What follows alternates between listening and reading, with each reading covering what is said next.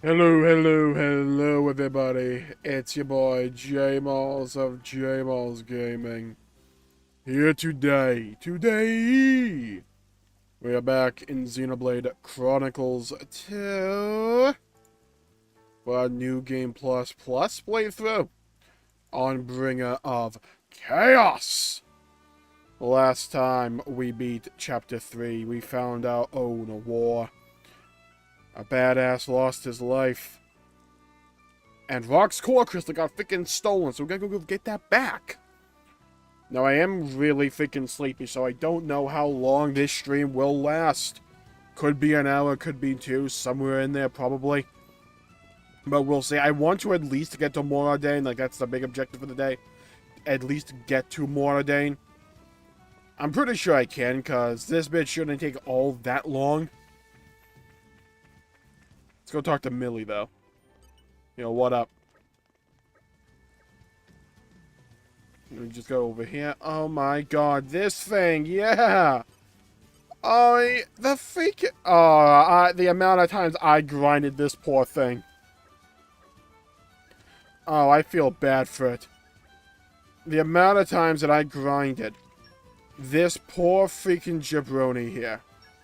This jabroni right here. Oh, hey. Young Arden, you alright. You're alright. Oh, your gravestone's right there as well. A little bit morbid, but... Isn't it great we can get all this stuff right out of the ground? Long day today. Long day. Let's move on over to talk to Nugby over here. Hey, you see the Gormani boy with the core crystal? I kind of need it. I feel like I don't need it. Just says, nah. Gotta go back to Atu. Oh yeah, the timber site. That's like a fast travel, I think. I don't think that's too far from here. Lower level, that's not the place. Upper level, right? Yeah, right around here. Go to the resting tree. You can rest these nuts. Haha, got him. Let us go. Then we just go around here. We do the loop-de-loop, and we pull, and our shoes will be looking good. Hello, hello, hello, Potato Farmer. Welcome to the stream today. I hope you're having a good time. Hope you enjoy yourself. Welcome back. It's always good seeing you around. We have literally just started 2 minutes and 50 seconds ago. You tell I timed that. Okay, bring it on. Level 26? Oh, hell no. I didn't know there was a freaking flower garden here. What is this? How am I just discovering something new in this world? Well, discovering, like, quotation marks. What have we here? Oh my god, we got a chest over here as well. How did I get so completely lost? Like, how did I manage that? Like, I have a skill when it comes to this game and getting lost. I swear to god. Okay, we just, like, jump all the way down. Chaos, reckless, abandon. What we like to see is what we like to do. One of these days I'm going to figure out where the hell I need to go. It's probably going to be over here. Shout out to this jabroni, Donkey Kong looking mother trucker, just like sitting there relaxing. Like it's the end of freaking a Mario game. He's just staring off into the sunset. Hello, Otto. Probably not the guy from The Simpsons. Hey, where do I have to go for my next quest? Oh yeah, just go over there. Ah, cool, thanks. I'm gonna steal your collection point, though. That's mine. Like I said, that's mine. That's what we call the protagonist tax. I'm gonna need to take all those resources from me.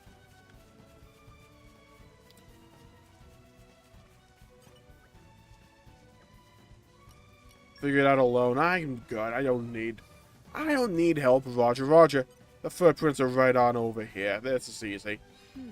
There we go. That's what we got added in the party. Just point me in the direction where we need to go.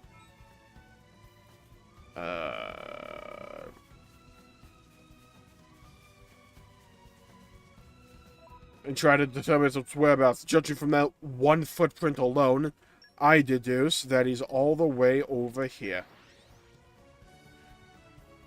Got like my witches senses on max here. Easy. I'm pretty sure they patched it, so So you don't have to, like, walk the entire way again.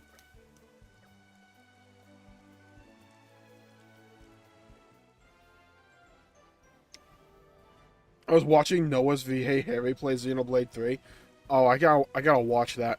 I've been getting that one recommended to me. I need to just, like, sit down and watch that. I imagine it has to be, like, weird, like, playing a game where you're the main character, right? Like, especially if they don't tell you the story, so, like, you know all your lines, you know, like, what kind of has to happen. You're like, oh, so that's the context. I always found that kind of, like, funny. If we're on the right track, he should be around here, yeah? Thief using Umon's workshop as hideout. What we really need is a playthrough of Shulk's, Rex's, and Noah's voice actors. He's a D&D nerd who's new to JRPG, so it's fun to see him figuring out the systems. That's nice. Yeah, I'll probably start watching that tomorrow. That sounds like a good view. Let's surround them so he can't run. Gotcha. His normal voice is actually the same as his Noah impression, so it's jarring. Oh, there's so many ways you can just, like, mess with people with that. Led us on a merry chase. Especially during combat dialogue, just, like, start repeating it. So no one knows, like, what's the in-game audio or what's him just saying it. Look at you. You're only kids. I actually really like to imagine he has, like, a $5, like, headset he got from, like, a McDonald's Happy Meal or something. So that, like, the sound quality is just really bad. And you can, like, compare that to, like, Noah's voice acting in-game.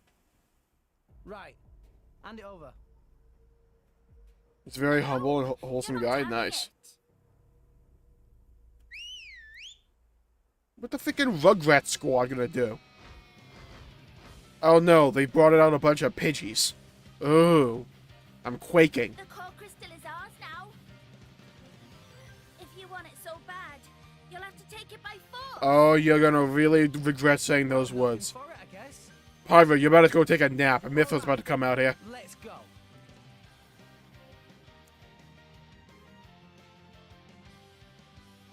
Oh, actually, we're not supposed to use Mythra for a little bit. I can freaking one-bang these things anyway, so who cares? One bird down. Okay, good. Anchor shot the other. Beautiful. Okay, get over here.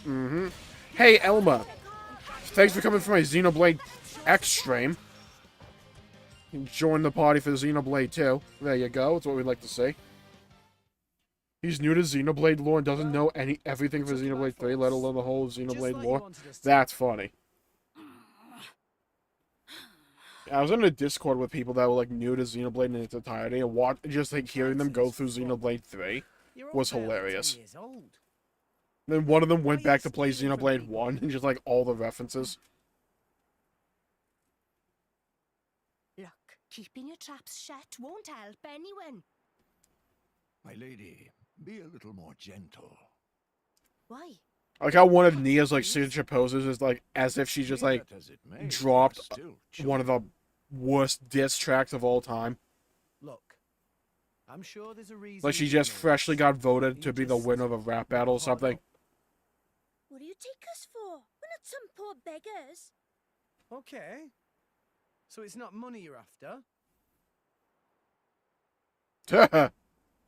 I deduce you're not after money. You should just tell everything. Thought that Shulk's blade was called the Lucky 7. Come on. We want revenge. Revenge? Alright, my kind of story. Let's go. Village. You don't mean you were planning to awaken this blade and use it? Well, why Hell don't you tell yeah. us the whole story. We might be able to help. Yeah, I'm good for a little good old-fashioned revenge. I did play God of War 3. Bandits attacked your village? It was just a small, peaceful village. Alright, I'm not gonna lie to you. I am really not a big fan of the structural stability of this platform. Did anyone survive? Like, it's like held up by like twine and prayer. What is that? You're the only ones? Like, I'm really concerned about that. What's your name? Me? Why do you want to know? Please, kid? Well, we're holding a conversation, you freaking Reese. jabroni. From Cordell Village. Cordell Village. Can't say I've heard of it. It's just a tiny village on the outskirts of Gormott. Not many people know it. Lamau Xenoblade 1 fans. Okay, Xenoblade Reese, 1's a pretty good I game. get why you did this. Uh. But still, it's not right to steal from Yeah, I imagine if I played that as like one of my first JRPGs, it'd probably be like Awakening a blade is one of my dangerous. favorites. It already is. It's in my top Do you 10 know games. what happens if it fails? You never know until you try. Long as one of us manages it, that's all that matters. This story's just so sad. It really is. Sounds like you really were. Like, it's just desperate one for emotional joy. gut punch after the other. I assume you know the whereabouts of these bandits? Alright, just put it on my map. We'll do it as a side quest. We'll do it. Thank you. It's all we needed to know. Oh, Reese, it's awful. Those scum are gonna... Hey, you're a little late to the party there. Hey, Who are they? don't worry about them. Who am I? What's the matter? What am I fighting for? Okay. The bandits are planning to attack Turrigoth. Are you sure? They wanna die?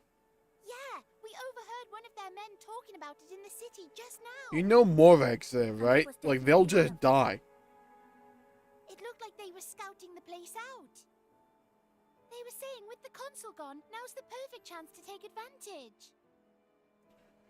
People say that this filler bit of the game is the worst when it's about the consequences of Vex and Co.'s actions.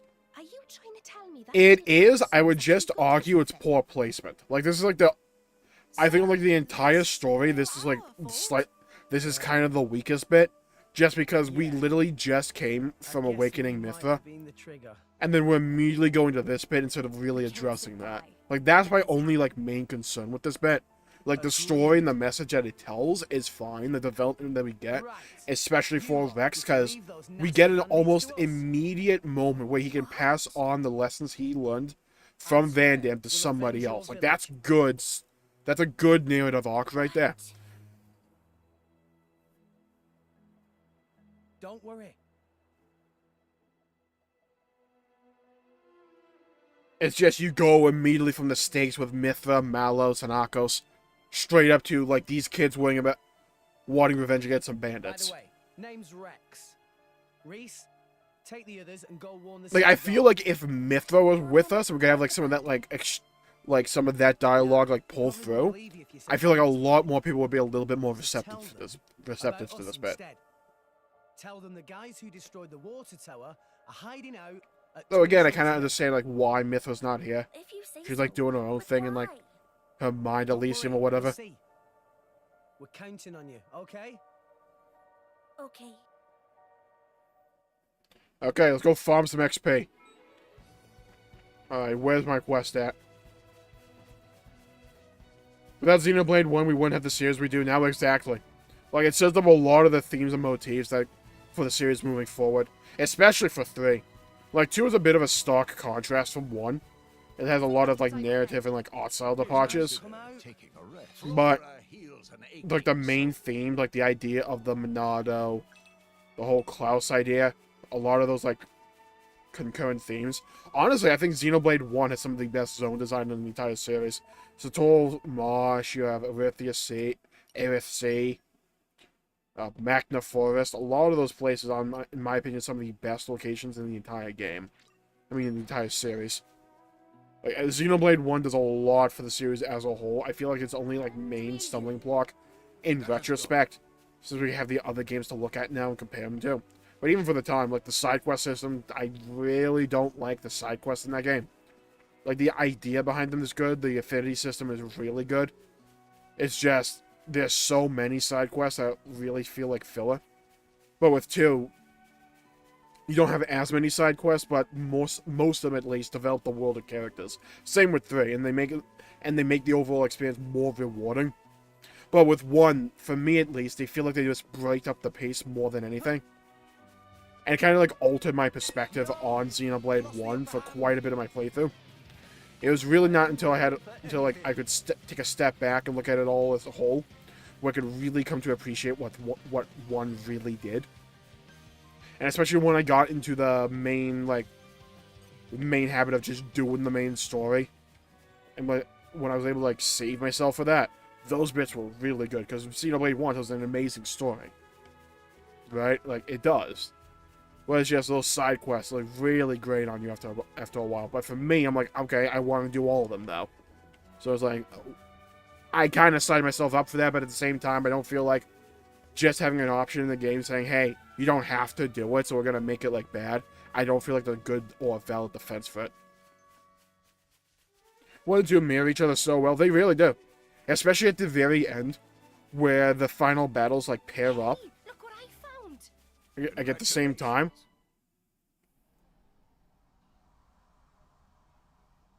What the? Like, it works really well. Well, this is quite Like, there's this one unusual person on YouTube that, like, mashed up the finales of this game to, like, pair up and synchronize with each other. It hits so much. It hits so hard. Thing we saw in the blowhole with Van Damme.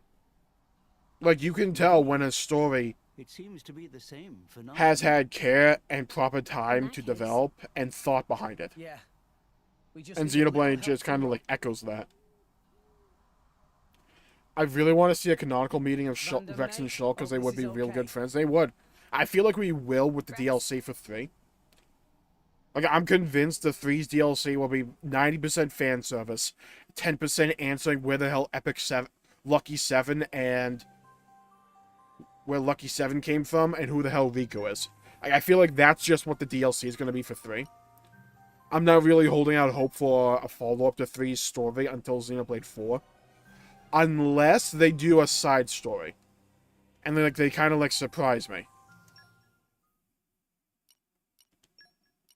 Rock, I- pleased to meet you. Because the release order, I'll probably, like, do a video about this as well. That might be tomorrow's video, actually. All right. You I'm really pretty did. convinced that what we'll get is we'll have the DLC next year for 3, obviously. I feel like it'll be about the founders. Then in a couple of years, what we'll have is probably either a remake of Xenoblade Chronicles X for the Switch, or what we'll get is Xenoblade Chronicles X2. And then, like, 2 years after that, we'll probably get Xenoblade Chronicles 4. He talks kind of like. I love this scene as well, because one of the main, like, narrative plot threads of Xenoblade 2, like, one of the big story parts, Oh right. You is the remember idea since of you've been tying with life Van and Damme. living with memory. And He the whole really concept of wants to drive. the whole concept of blades. My How own when the driver dies, they lose all their memories. They effectively become a new blade or a new person. The whole new set of memories. It's still Rock, but like the person inside Rock is kind of new because they don't have any of those memories now. I didn't sense any guilt in your words. You're a perceptive So like it's an interesting way where you can tackle Yes, character you death take after your without master actually for killing a hours character and off, like Rock. Listen, Rock. Like the Rock you we help? knew in Arai is not Reckon you here could anymore. Clear the way for us. We got a new Rock essentially, This stuff? Of course. and the characters have like Very come to terms with that and cope with it. Rex meeting Noah would be really funny because I think that Rex would be a Chad dad and completely accept the fact that this guy's the one getting it. Oh no! Oh no! Oh no! Oh no! My asthma, schmiasthma. Away! Did he just say miasma, chiasma? I didn't know Rock had bands like that. Okay, I'm impressed. Wow. That I also just realized the design on his wings at the very tips there. I did say Like how it the was a feathers simple swirl. task. Okay. Thanks a bunch, Rock. This bit of what Rock's about to bring up. Tell me something. This. My previous driver. You mean Van Damme? Yes. This game does a Van really good job of Damme, tying kind of in, a man. like, what does it mean to be alive with memories? Because you gotta feel bad for, like, Rock here. So, like, He was oh, incredibly strong. you had this Kinda driver scary, before, you had this but entire he was life kind, before, you so- can't remember any of it. And he saved my life. And then you hear something like this, it's To like, Van Damme, oh, that was a That's pretty all dang said good and done. life, and I just can't remember any of it. Like, that's gotta suck. At Then the same time, it's the think way of the I'd world. better protect you all too. Huh? To carry on my driver's will as best I can. That's the path I feel best befits. a Also, holy crap, Rock is tall. Oh, Rock. Look at the size of this dude. He's like twice the size of Pyra. Imagine if Rex and Shulk fought to protect and deliver the Lucky 7 to its future wielder, and Noah just casually throws it into the ocean. Oh, I can't wait to address that bit in, like, the follow-up to today's video. I cannot wait to talk about that. Okay, bring it on. The Blazism is my favorite for the whole memory wipe thing, and as we learn later on, it's not wiping the memories, but rather delivering them to claws. Oh my god, I forgot that's like the... I forgot that's exactly what's happening. Oh yeah, that's a good point. Like, the memories aren't even gone, it's just like being like uploaded to the cloud, literally. Oh my god, this is cloud gaming. Oh my god. So is Klaus the original cloud gaming expert? Like, is he original hipster for cloud gaming? Oh my god. Percival's Quest does such a good take on the past self aspect of Blaze. I don't think I ever did Percival's Quest. I guess we'll have to add that to the pile of things we need to do. There's quite a few of them, and they have blades too. No time for complicated plans. Don't worry. There'll be no match for us. Klaus Gaming sounds like what Norvad would put up as like a VTuber. I'm not saying Like, you know how they do like the whole tracking Santa Claus and Christmas Day thing? Like, imagine like they would do that, but for cloud gaming. Like Klaus Gaming. There's more than one way to do that. Like, you gotta think like a Santa Claus VTuber is coming at some point. Right. Let's go. Like, we got a Frosted Flakes VTuber. Like, anything's possible at this point. You're not gonna harm that city. I saw Tony the Tiger reading chat. That was an experience. It's like 15 years of like breakfasts have gone by, all colliding in that one moment. Beanstalk Space Station Gaming.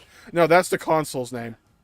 How'd you find out about The Microsoft Beanstalk. Hey lads, let's slaughter these brats. The Nintendo Space Station. Actually, that would be kind of a cool name. Now what? I'm not joking, look it up. Tony the Tiger was a VTuber. I think it only lasted for one day because he had too many thirsty freaking comments. I'm not joking. Dude had guests on and everything.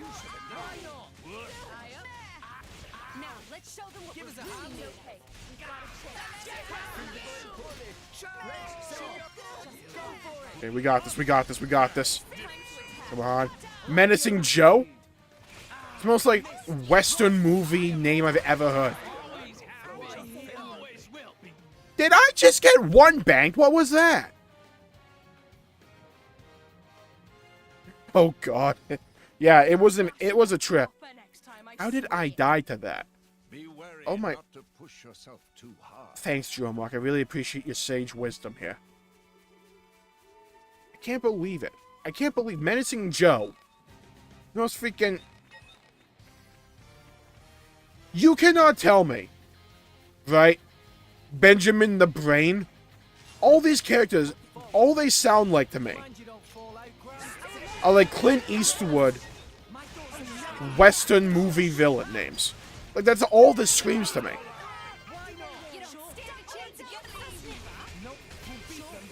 I don't know who hit him with the topple, but I'll take it.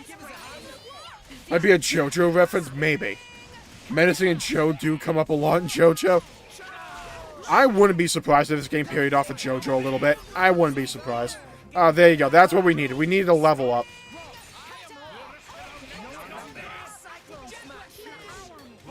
You can do it, Rex.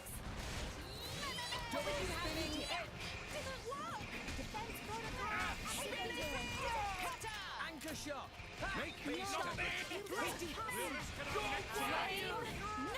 Boom. Here we go. You know, I thought about it a lot. I mean, like, for the past, like, 5 seconds. I feel like for Xenoblade 4, the protagonist needs to be voice acted by Sam Elliott. Like, I'm just, like... all I can think about now is what if, like, a Xenoblade game just had that massive Western vibe to it. Plays are a lot like Stance from JoJo, except you can have multiple and all of them are sentient. Yeah, that's why it's like Persona. It isn't us they need to answer They all got the wild card. right? Leaving them to the authorities. A wise decision. I suppose we should probably leave then. Wait, it's a not good idea to one-way leave when the entrance. military arrives. Let's go.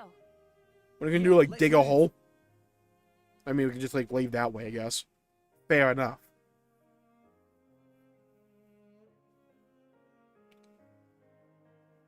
Yes, the steel ball run of Xenoblade.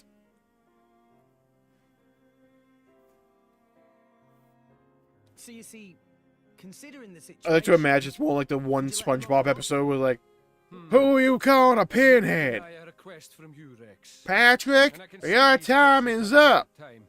What do you think? Well, I suppose I did get my ship back safe and Like how sound. understanding these two are. hey, how about this? Like they just went through having their ship stolen, the other one requisitioned to go fight, to go capture it down. These brats. Are you saying we should make salvagers of them?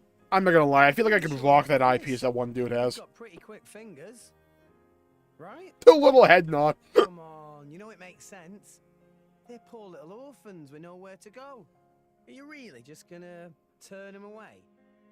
You sure know how to twist a guy's arm. All right, I'll do it. I'll sort out the details with Papunen. But it's just bed and board for now. Got that? If you want paying, you prove yourselves first. Honestly, they're mostly Yeah. doing this because of Rex. Yeah. I It hope just you don't goes to mind. show like how Wow. well liked Rex was before the events of this game. Right then, work hard, you rascals. Clearly, the person who dressed Rex was not a fan of Rex, though. Like, let's just get like that sorted immediately. This game needs like costumes expeditiously, and like most of Rex's are just like color swaps. Like, we need more than that. Honestly, the most, yeah. Now we can get the MOR ARDAIN. Also, Rex was popular among Argentum, so a lot of people trust him. You know, I saw this one TikTok, right? Like, I know, like, barely any, like, you know, discussion in the history of humanity has ever ended well after, like, those words have been uttered. Like, when someone says, I heard this on TikTok, you know you're in for a time. But, what, I was just, like, scrolling through TikTok one day, and, like, I saw one of the videos was like, did you know that hiccups are an evolutionary response from when humans were fish? So if you get the hiccups, and you just tell yourself that you're not a fish, the hiccups will disappear. I thought that was the dumbest thing I ever heard. I'm like, no, top 3 things of all time that I've ever heard, that had to be at least a solid 2 spot. For, like, dumbest thing I ever heard. I am not lying to you. The last 3 times that I had the hiccups, I repeated to myself mentally, I am not a fish, and the hiccups disappeared immediately. That is exactly what I just did, and I don't know how, I don't know why, but it worked. Maybe it's just like a weird...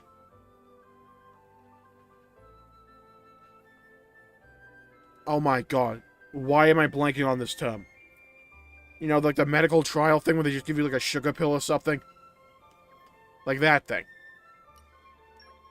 Maybe it's just a case of that, but still. I'm just saying. Even if it is, it's working. Oh my god, I just noticed this thing's eyes and mouth. He's just trying to hang in there. Oh, the poor thing.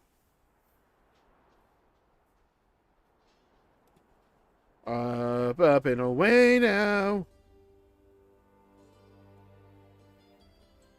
MOR ARDAIN. We couldn't come on a sunny day. No, we had to like come down in the freaking middle of fog.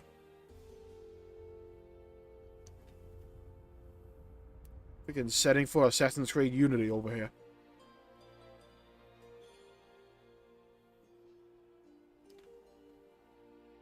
Rex's outfit is fine to me. I mean, I don't like the open thigh windows. That's my exact problem with it. If they were closed, it would look 100% better. But he's basically got a lighter version of his diving suit, and he's wearing it because he's ready to salvage anytime. Right, like, I like that aesthetic. Like, I don't mind. It's just the thigh thing.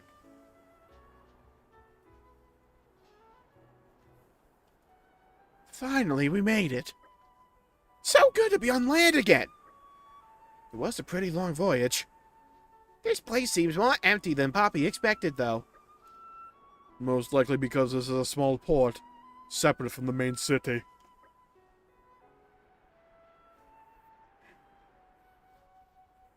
Oh, that must be it. So I suppose our next task is to journey to the capital. Well, from what I heard in the ship, if we just head out over the port to the right, should be a straight path there. Yeah, Bob's your uncle. He's got normal-looking pants and a statue.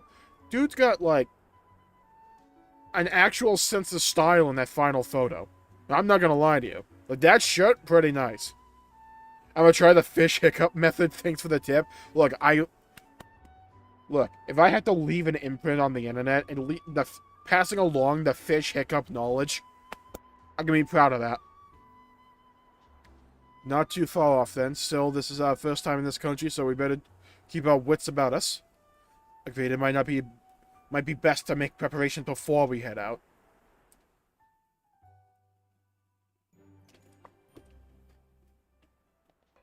Besides, he doesn't need to salvage after finding Elysium, yeah.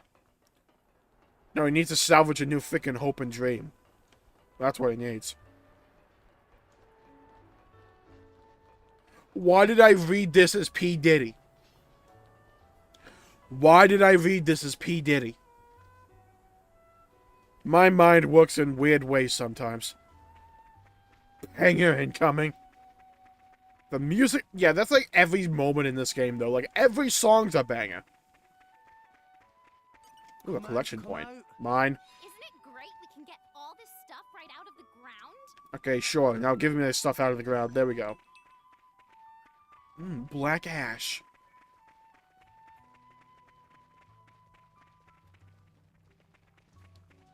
Come out, come out. Isn't it great we can get all this stuff right out of the ground? Freaking putting Crosette to work today.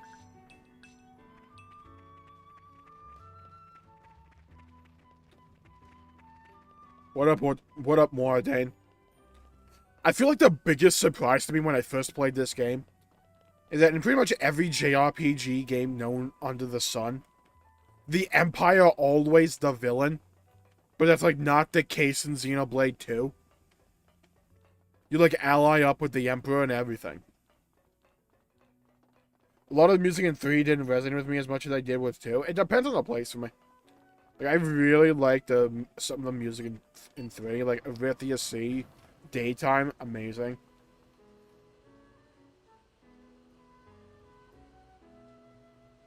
Though I probably would say on average I prefer 2 soundtrack.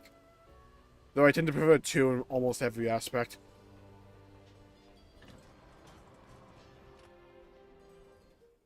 Ah, we have made it to ARDAIN.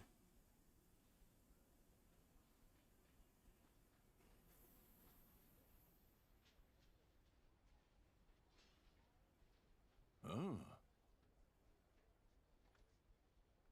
So this is the Imperial capital.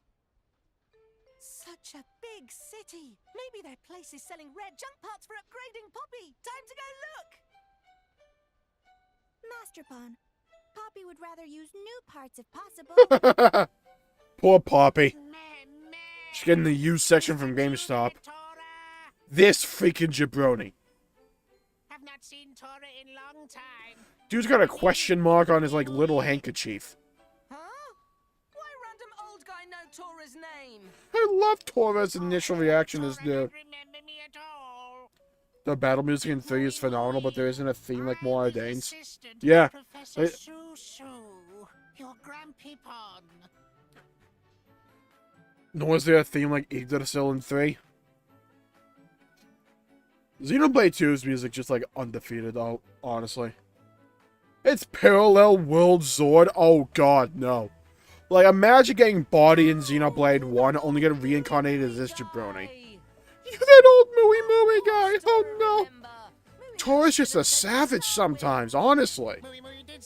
Oof. Oh, right. Oof. Not very interesting, so Tora forgot he exists. Tora Arc incoming? I think you meant best Arc incoming. No, I do not blame Tora. Tora was very young back then. Not surprised. Wait, does this no pawn have a goatee? Besides, Master Pawn was quite distracted just now, only thinking of how to upgrade Poppy. Why? Could it be This looked like artificial blade. I like how we only just noticed. Mooey, right. Tora studied Grampypon and Dadapon's blueprints carefully and finished construction. Meh, meh.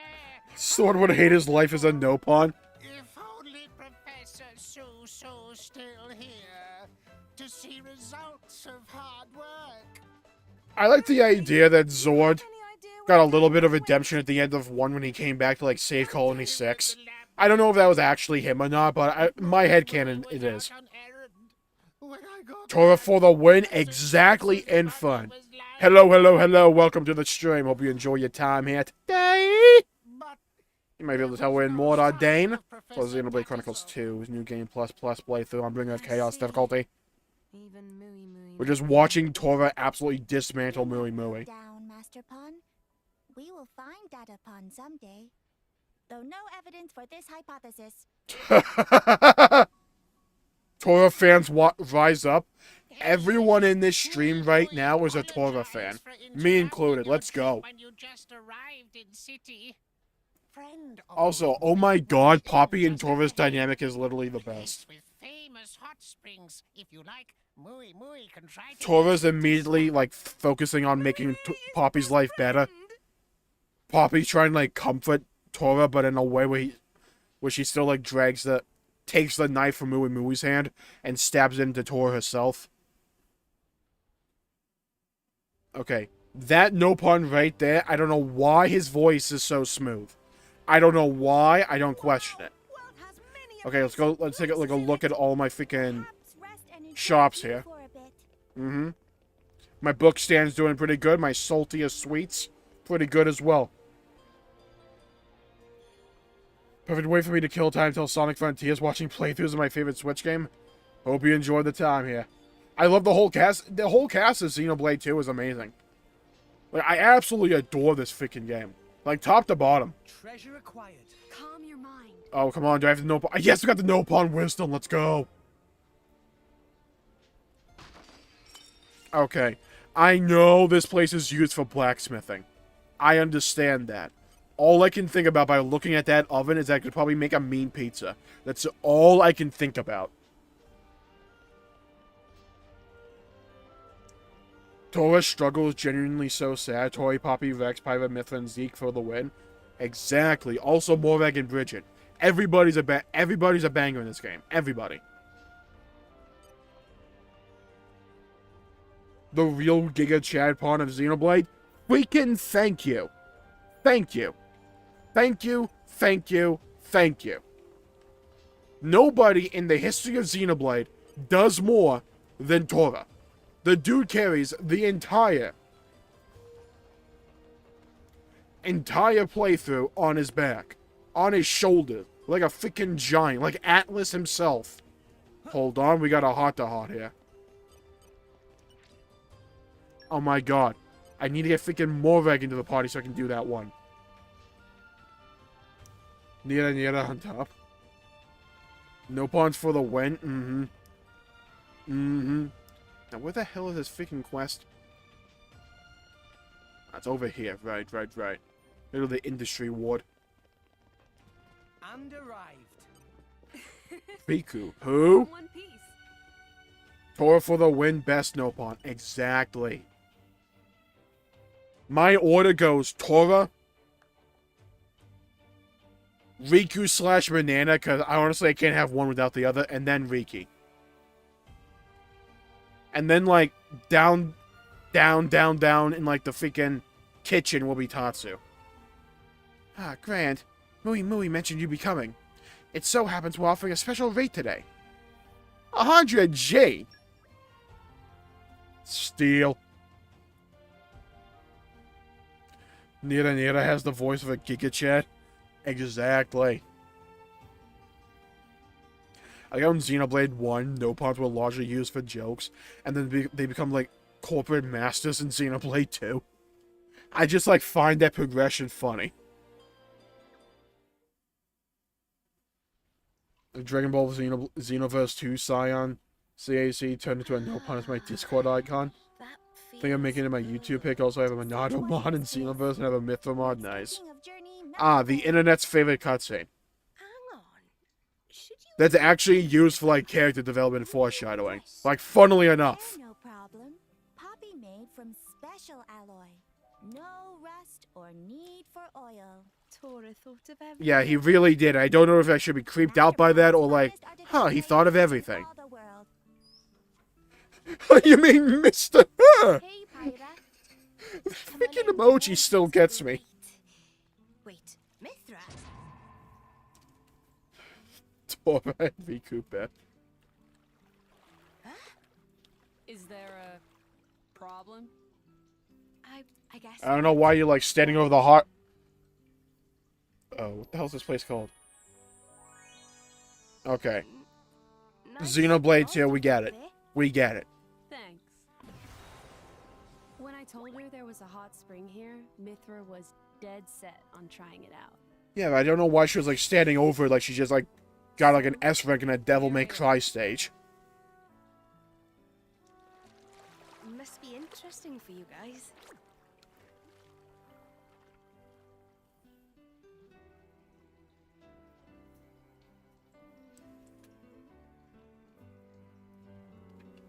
I like how they just like cut straight to Nopon.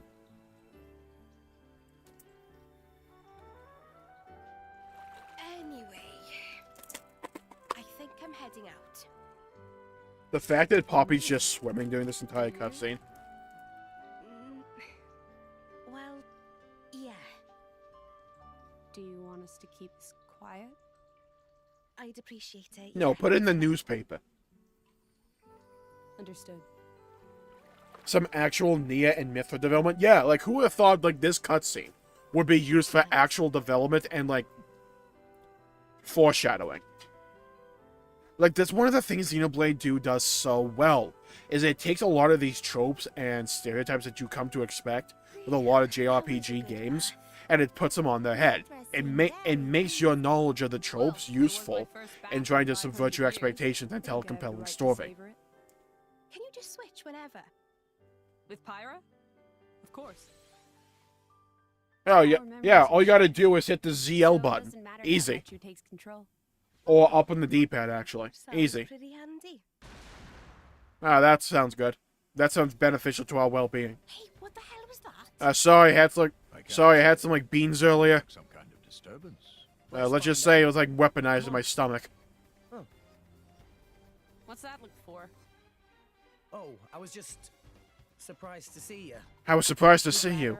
I was just contemplating the fact that Pyra's just got benched for the rest of the playthrough. That's tough. Yeah, if I'm hearing all this fire going on outside, I'm not going outside. I'm staying inside. Doors are closing. Windows are being locked. You need permission now? Do you mind? I like how Vex can give it just as much as he can take it. This. You mean as Mithra? Dude's a low-key It hasn't dance been long master. since I woke up, and this is all new to you. We need time to adjust to using my power. Okay. Everything in that general vicinity, wipe out. Over together. Mithra's power is much stronger than mine, but it has its limitations. It can be difficult to use in tight spaces. I like how that is never brought up It might be again. best if you get used to At using least it in mechanically. different Story-wise, it situations. is. I mean, I don't mind at all. I'd like to learn more about you, too. Freaking smooth.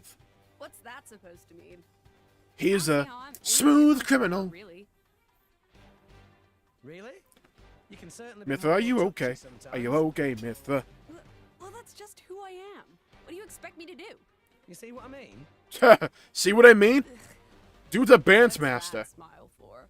No, I just thought it's been fun lately. A lot of He stuff knows how to I've like been weave about. in like the sentimental stuff. And now I've met you too. A lot of that stuff. Dude like 90% of the time has the upper hand of the So why the conversations. smile? Even rough patches can be valuable experiences. Turns it around. Is that weird? My boy Rex is an expert orator. Always the optimist. Gramps gets mad at me for being too positive sometimes. More like all the time. Ah, was that over there? No, it was over here.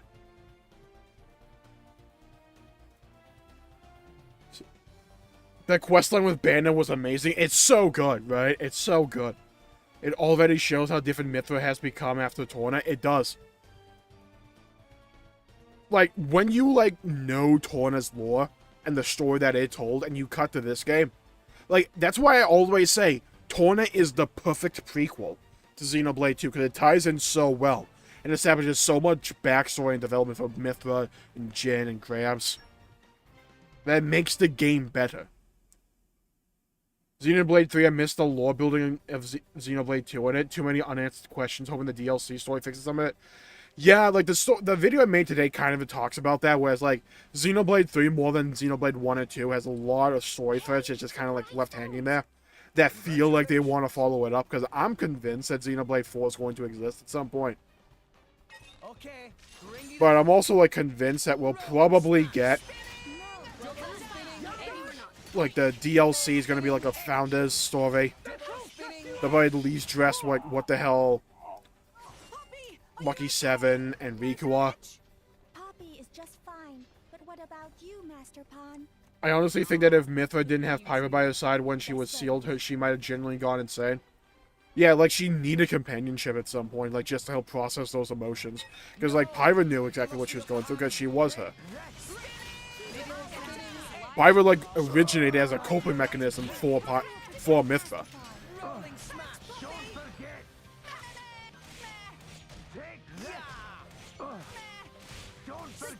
With what she went through in Torna, how her friends belittled her, how can you blame her for going insane? Yeah. Like, she let her power get the best of her and just wiped out, like, 4 continents worth of people. Like, that's gonna drain on your conscience.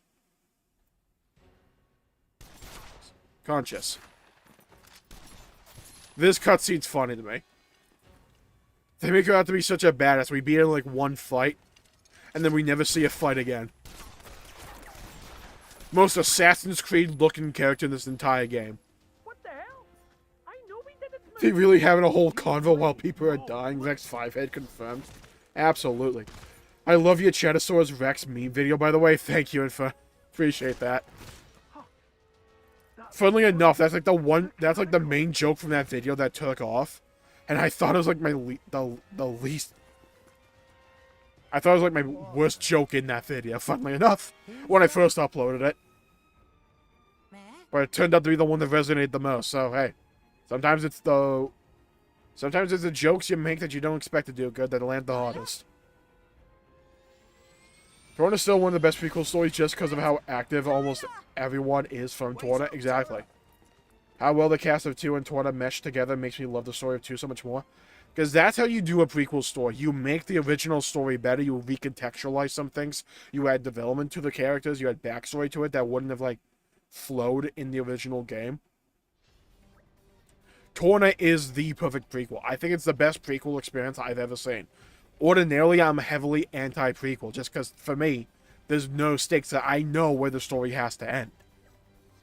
But with with Torna, they know that you're expecting what's going to happen, but they play off of that.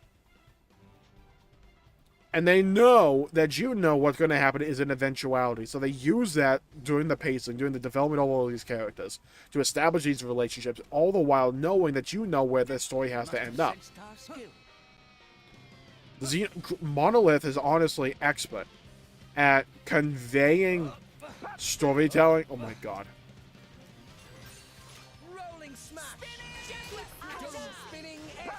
Okay, we can clap that dude. I need to find a way back up. We may have, like, messed up a little bit. I need my jumps from Xenoblade X, please. Appreciate it. Could really use it at a time like this. Ardanian soldiers aren't really the best, so Lila being badass against them isn't saying too much. Think you can take me! Think you can take me! Oh my god, the battle dialogue of 2. Oh, it's so iconic. I do respect them for making Torna its own thing rather than just one big cutscene. I believe, like, what I've read, I don't remember the source of this, so don't ask, but like, I'm pretty sure Torna was originally supposed to be a chapter in Xenoblade 2. Like, it was just supposed to be like one chapter, but it eventually got cut and turned into the DLC that we know today. I'm so glad it was, because one chapter would not have been enough to cover that story. I like your attitude. Like, that story needed to be, like, its own experience. Ah, crap! Okay, thank God. We didn't fall again. Okay. Ah! Okay, you get over here. Rolling smash! Clapped. Maybe we're not doomed. My thoughts exactly. Still wish they didn't patch the ARDAINians at least and patch through mods. You're done! You're done! You're done! You're done! Let's show him a thing or three. The enemy's element is now fire. Is this it? Oh, sweet, we got an iron chip. We're just raking in those, like, weapon upgrades. My god, a common core crystal. We're swimming in value. Like Scrooge McDuck over here with core crystals. I really do think that people would have hated the tournament bit because it would have killed the momentum in the story, wouldn't be as strong. Yeah, like, it would have... There's no real place in the Xenoblade 2 story to fit one chapter for Torna. Like, where would you fit it? Tantal? Like, right when we lose Pyra and Mithra to Jin? Like, would you put it there? Maybe? Like, honestly, that's probably the best place you could put it. But even then, it, like, breaks the flow of the entire... It would break the flow of the entire scene. But knowing that we know what we know now, knowing Jin's fate, knowing where the entire story has to end up, that colors your perception as you're playing through Torna. And that matters because they understand that perception. They use it to their advantage.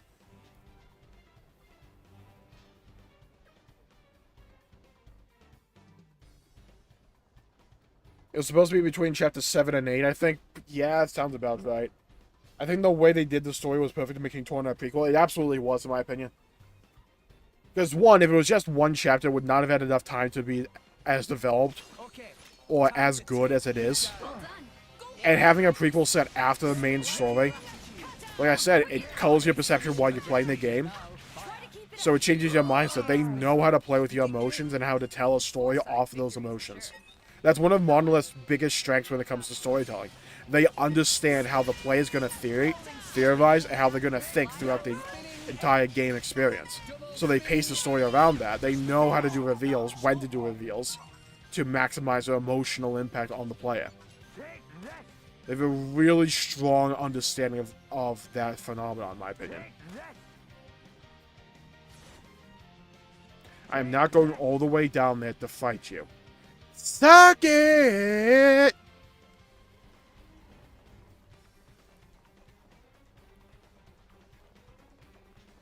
Yeah, I think the way they did the story was perfect in making Torna a prequel. To this day, I think Xenoblade 2 is the best fleshed out story of all the Xenoblades. I agree as well.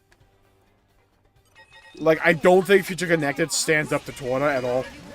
Like, I think it's okay, but I don't think it tells as good of a story as Torna. Nor does it make the original game as good. What Future Connected did, right, was... With the base game of Xenoblade 1, I'm like, I really wanted more conclusion to Melia. I'm like, I just kind of like left her story off. I'm like, okay, I want more for that character though. And I got that with Future Connected, but at the same time, like, what Torna did for the story of 2 was way more effective and was way more cohesive than what Future Connected did for Xenoblade 1, in my opinion. I need to see what Xenoblade 3's DLC is like. I am very, like, pessimistic in terms of its story quality. Like, I said this before, I made videos on it, but, like, the whole point of Xenoblade 3 is moving on from Ionios, so having a DLC set, like, about the founding of Ionios, or the founding of the city, or any part in Ionios, just feels counterintuitive to the theme of the game. About moving on from the perpetual present.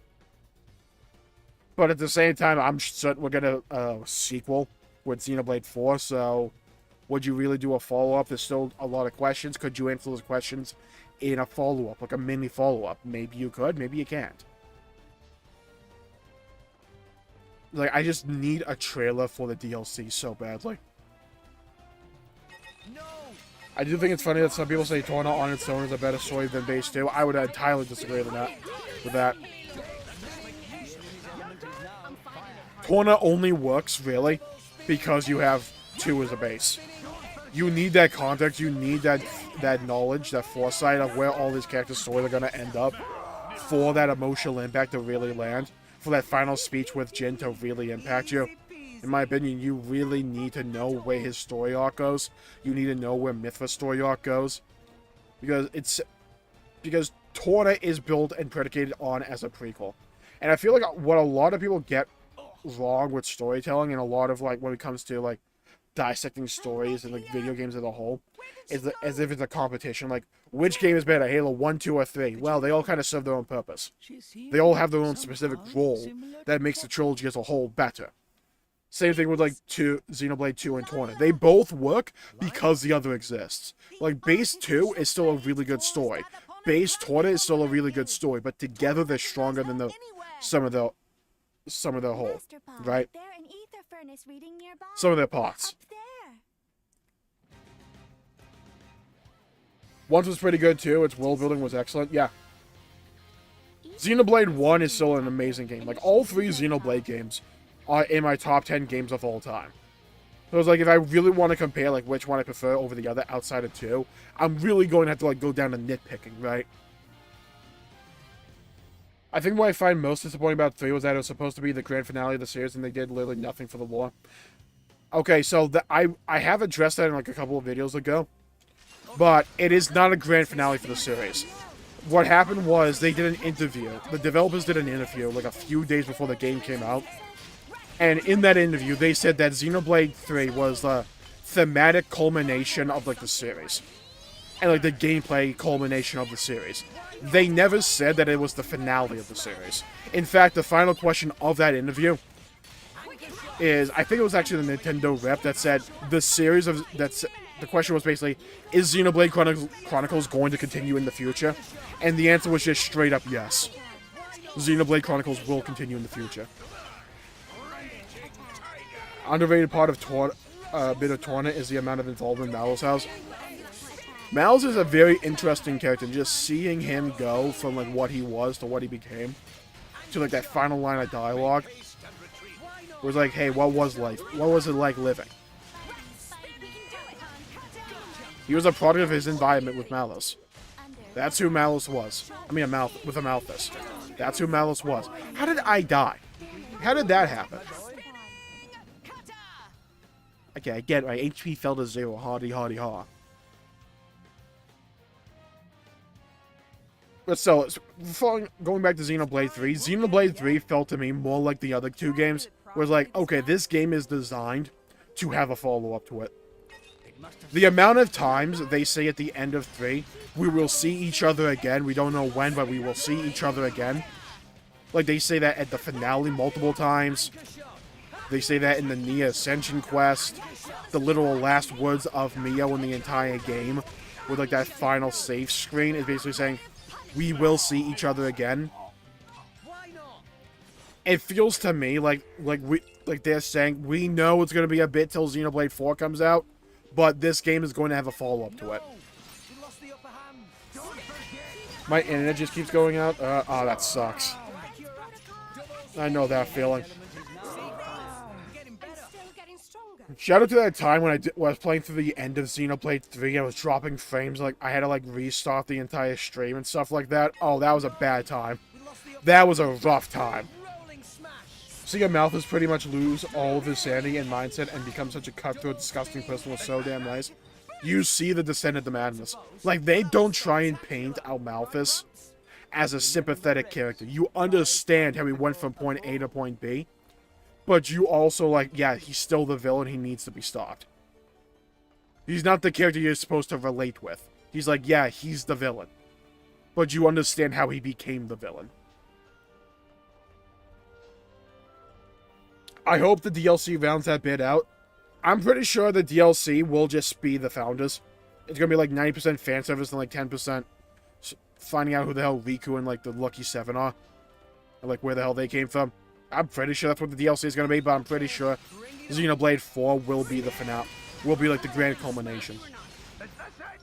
Like, one of the main ideas of 3 that I don't feel like see it talked about a lot is that the worlds are supposed to come back together and unite at one point, but this wasn't the way to do it. Like, it's the difference between doing something half-assed and doing something right?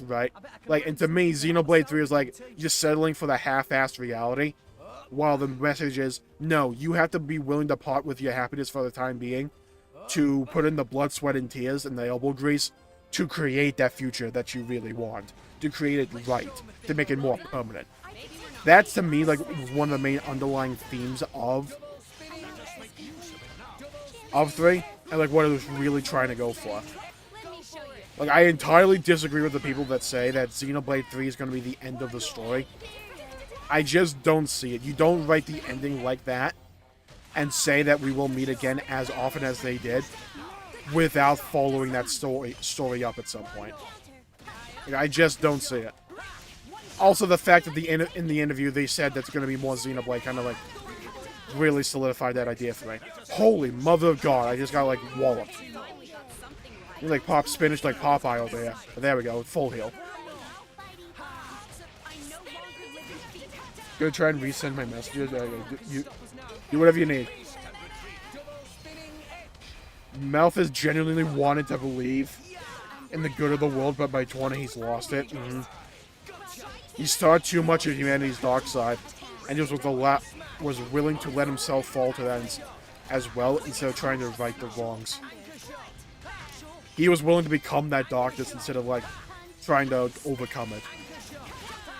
When I spoiled myself on Sonic Frontiers, I feel like Sonic Frontiers is going to have less unanswered questions, more continuity than any Sonic game, and even more than Xenoblade 3. I hope it's good. It seems to me, just like from what I've seen of it, that's like Sonic's Breath of the Wild. I hope it's good. I'm not that big on Sonic myself, but doesn't mean I'm not going to hope that the fans of the series don't get a good game. Especially when it comes to 3D. Because, oh my god, those games have been notorious. I love how fantastical and beautiful Ulvest is on the surface, but such a vile place full of so much suffering. That goes again, like what I was saying earlier, with one of Xenoblade 2's strongest aspects is how it focuses and how it understands the narrative tropes of the genre and uses them against them, and uses them on and turn them on their head to tell a more compelling story.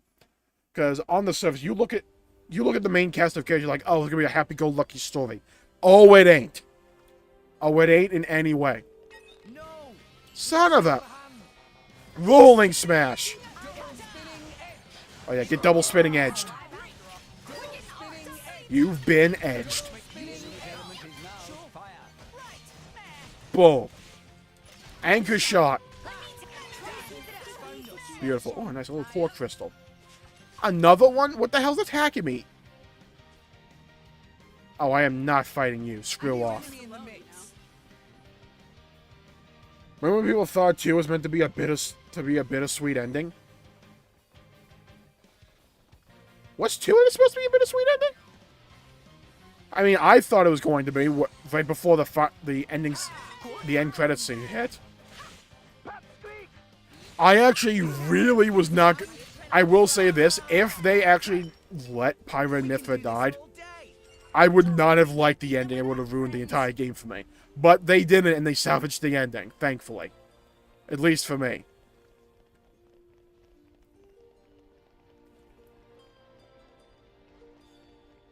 Boom, 06 Enforcers. I kind of like the one where he turned into a werewolf, just because I played it when I was like an adolescent or like a kid. And I'm like, oh, this is cool. Like, that's pretty much my thought process. Like, oh, Sonic goes smashy smashy. I was a big fan of the Incredible Hulk games growing up, I'm not gonna lie. A unique take of modding buddy of mine had that was 3 was a nice break after 2 with a far less prominent story. He wasn't a fan of 2. Yeah, 2 is easily the most polarizing game in the series, in my opinion. Like, I understand why, like, some people will just look at this art style and just be put off immediately. I'm not. Some people will just look at the gacha system and just be put off immediately. Again, I'm not. Like, I think the gachas makes the game worse, but it doesn't ruin the game for me. The strengths of Xenoblade 2 are so strong that I'm willing to overlook stuff like that. Were working on her. Her name was Lila. I love this story with, like, Tora, his Dadapon, and Grandpapon. And how they're all, like, interesting characters that all show up. Like, they do a really good job of fleshing out and developing that whole family. So we decide to work together. And the fact they're able to have, like, an emotional story told with these Nopon, while still having with the nature of Nopon, really, like, have that comedic relief, like, intertwine the story. They do a really good job with this bit. Dude got the Joker mask on and everything.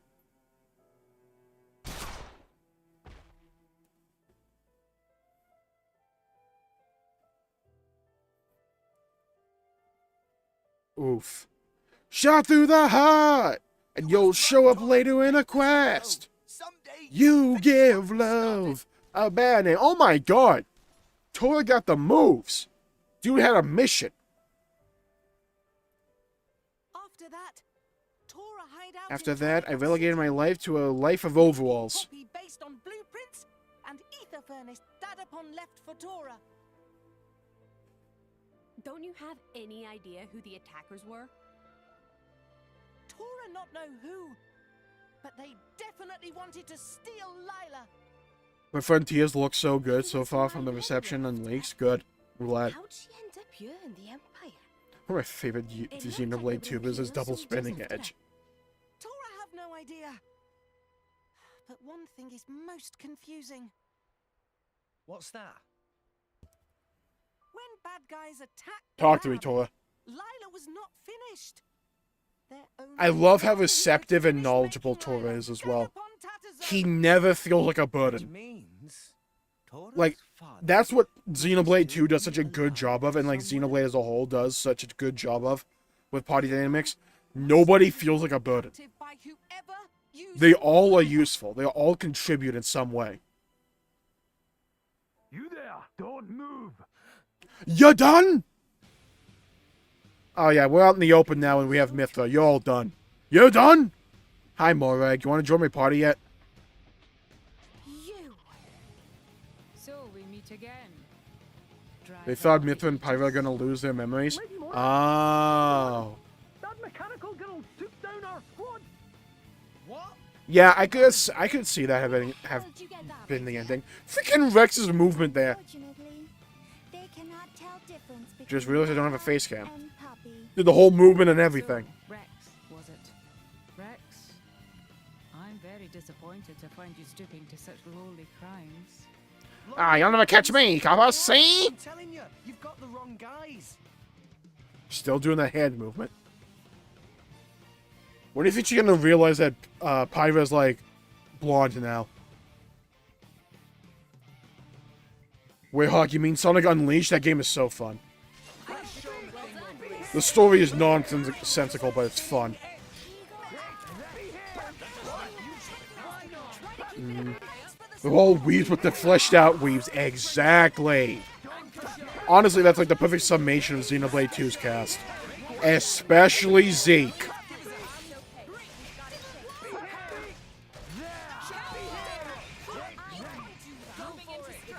Let's do one of these. Beautiful. Okay, one of these. Beautiful. Okay. He's going to drop one of these. Okay, let's move to Mithra, please. Thank you. Appreciate it. Nice.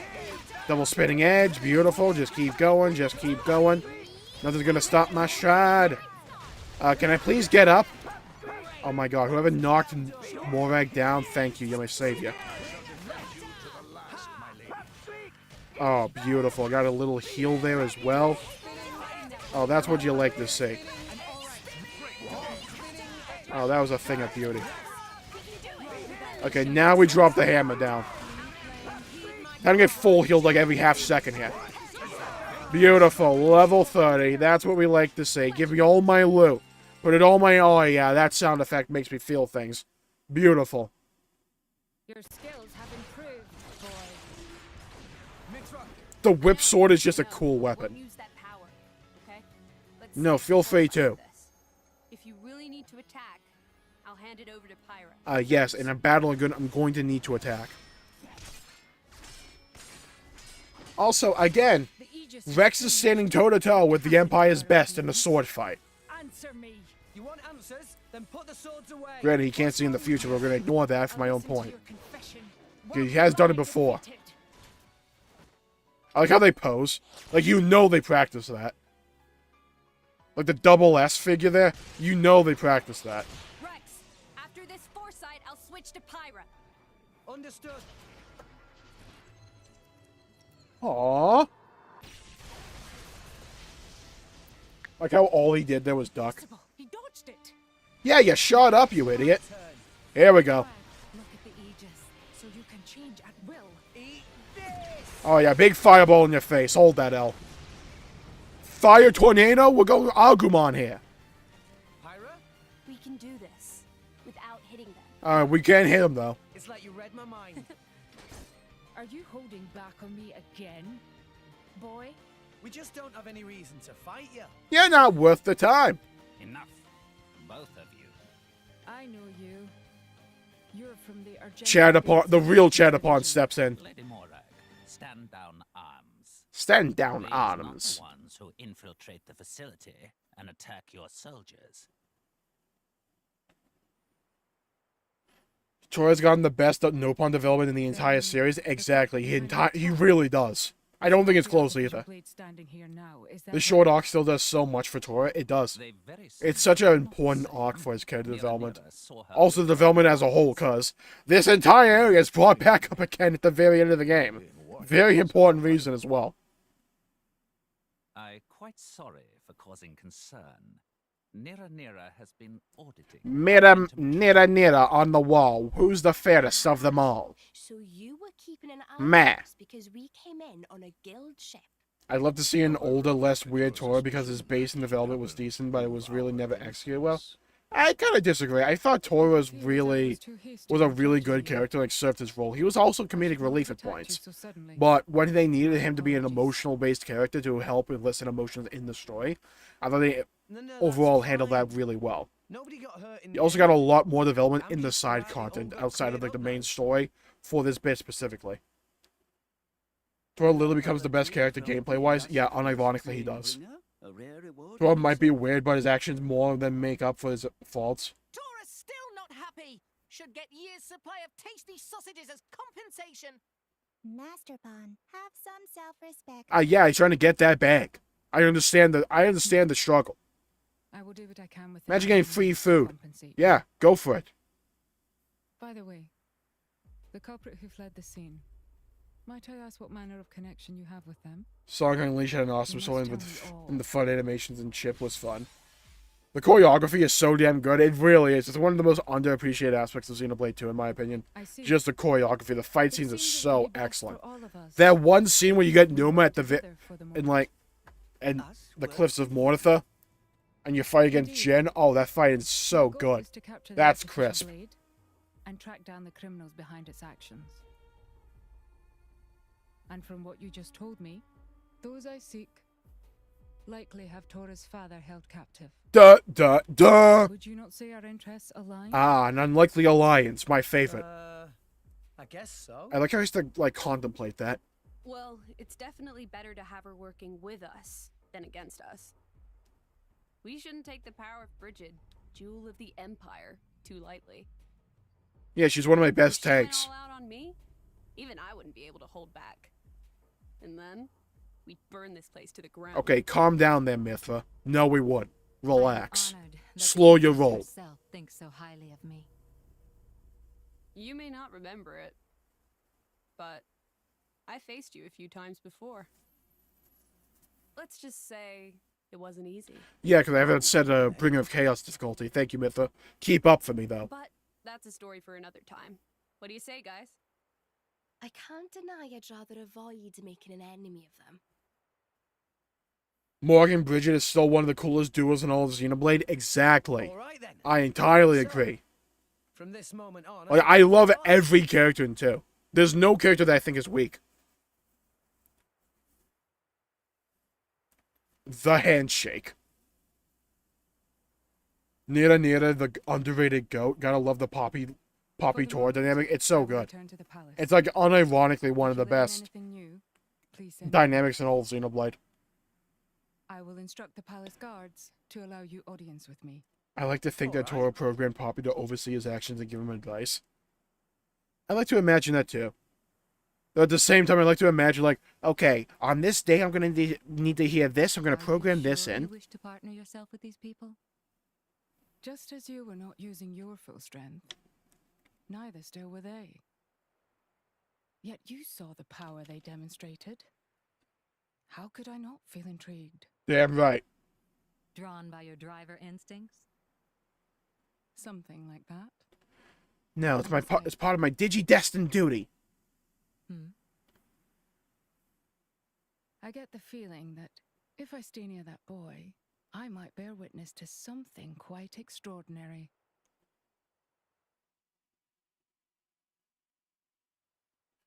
Attacks will be more effective if masked upon attacks using solar plexus.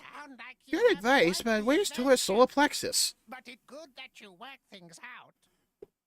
It's little interactions like that that make it for me. We'll see if we can track Lila down somehow ourselves. Okay, but can we sleep?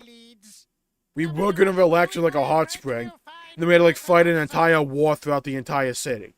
I'm just saying a nap would be appreciated. Oh good, it's daytime. Right then, so how are we supposed to track down this Lila? Well, we just follow the quest objective and we, job done. Might not be that helpful, but it was night when it happened, so I doubt many people saw her. Time for Tora to show genius skills. You have some kind of idea, Tora? Tora sure must be Datapon who finished building Lila. Yes, you told us as much last night. And Poppy made based on blueprints Tora got from Datapon. So Lila and Poppy use basically same design. Which would mean they are constructed from very similar materials. Exactly, yes. Oh my god, this quest. I remember this crap. Oh, I get it. If we ask around to find out who's been buying these materials in MOR, ARDAIN, it might lead us to whoever built her. Very good suggestion from Masterpon. I like how she had to throw in that rare. Just like she couldn't like fully give him a compliment. She had to like, twist the knife just a little bit more. Just a little bit. On its way out, but just a little bit. So Tora, what materials exactly would they need to make an artificial blade? Okay, time for the unofficial rap god to take his throne. Tetracircle, Snake Joy, Black Ash, Delta Vessel, Rabbit Diode, Morph Orb, Photonic Coil, Fairy Tale Belt Pulley, Arc Indicator, Insect Chip, Quick Range Sensor, Bion Connector. For free with Bion Connector for whatever. Parody that commercial with the word Bion Connector. Wait. Nobody's going to be able to remember all that. I've got the list already. We're not even say 1/30th of list yet. Okay, there were a couple of names in there that sounded familiar, though. That Bion Connector was meant to be easy to salvage around Gormott, right? Actually, almost impossible to find anywhere other than Gormott around this season. So whoever we're looking for would have to import them from Gormott, am I right? Perhaps we might find some leads at Port Anacom. We don't have much else to go on, so it's worth a try.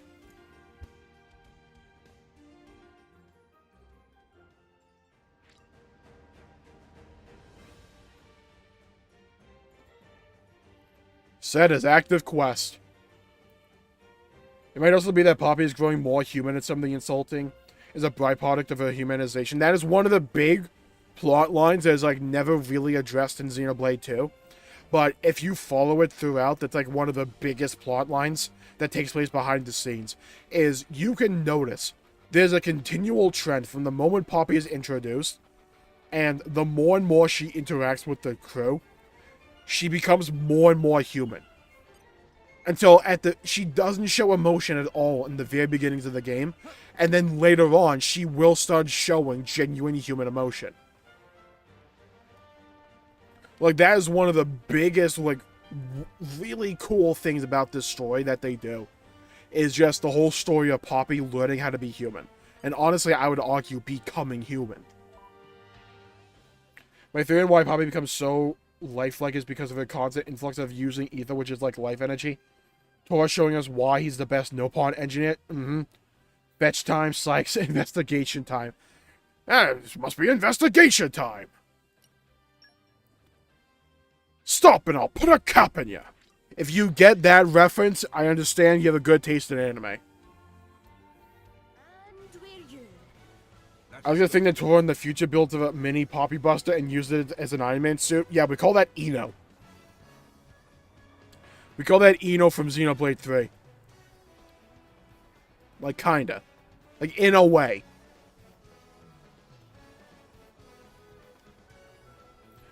The thing in Xenoblade 2, it has over 3D exploration, hidden items, and secret areas.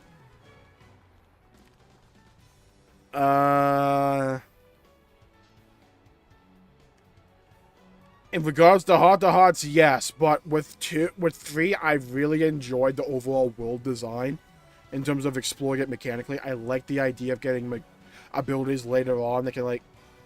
I like that Metroidvania aspect where you get abilities or you can go back to an area later on and have new ways to explore it. I really like that aspect. It really helped make the world exploration in 3 really fun for me.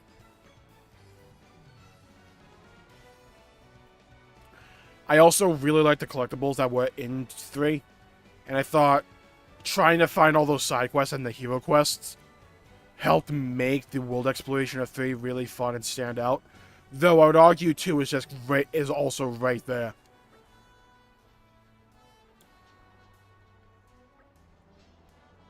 Because you have all those chests you're finding, a whole bunch of like really cool side quests, and the areas themselves are just really fleshed out and look really fun. Like the problem I had with 3's world was mostly the visuals, because it wasn't as like high concept and dynamic as Xenoblade 2 or 1. Which appeals to certain people, just I prefer the way that Xenoblade 1 and 2 did it.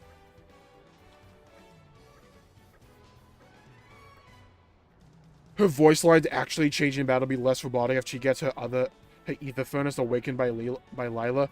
Yeah, like, there's multiple points in Xenoblade 2 where you can notice a very noticeable change in Poppy's personality, where she becomes more human, more emotion is put into her. It's one of the strongest aspects of voice acting, in my opinion, because that entire story is told, like, 50% through the voice acting of Poppy alone. And the other half through, like, the facial expressions and the overall mannerisms. Like, when she makes that promise to Mithra at the very end of the game as well, down in Moritha. There's a lot of scenes like that that just show you how human that Poppy has become over the course of the game. Can we take a moment to appreciate Poppy's no-pawn dances? Her animations, you know they had fun animating those. Like, you know they had fun choreographing that crap. They did such a good job, too. Like, the random dances the characters will bust out when you're, like, AFK for a bit.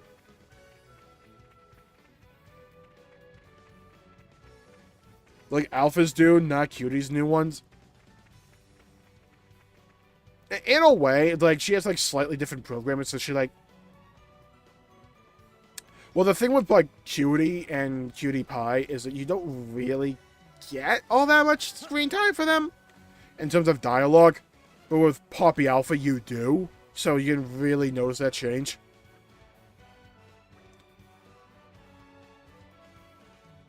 Eno can't hold a candle to the OG. Oh, she absolutely can. Don't get me wrong. Poppy's the best. By far the best. For me, 3 is too much of a grind fest for the classes, and especially Soul Hacker and the Origin medal, so it burned me out before doing post-game. Meanwhile, I was addicted to Xenoblade 2 medal. Like, I can get that. And, like, I feel like the biggest misstep they did with Soul Hacker was kind of like forcing you to refight all the uniques that you already fought. I don't know why they thought that was a good idea, but the idea of fighting uniques to gain abilities for that class specifically, I thought was really unique, and I really enjoyed that idea for that class.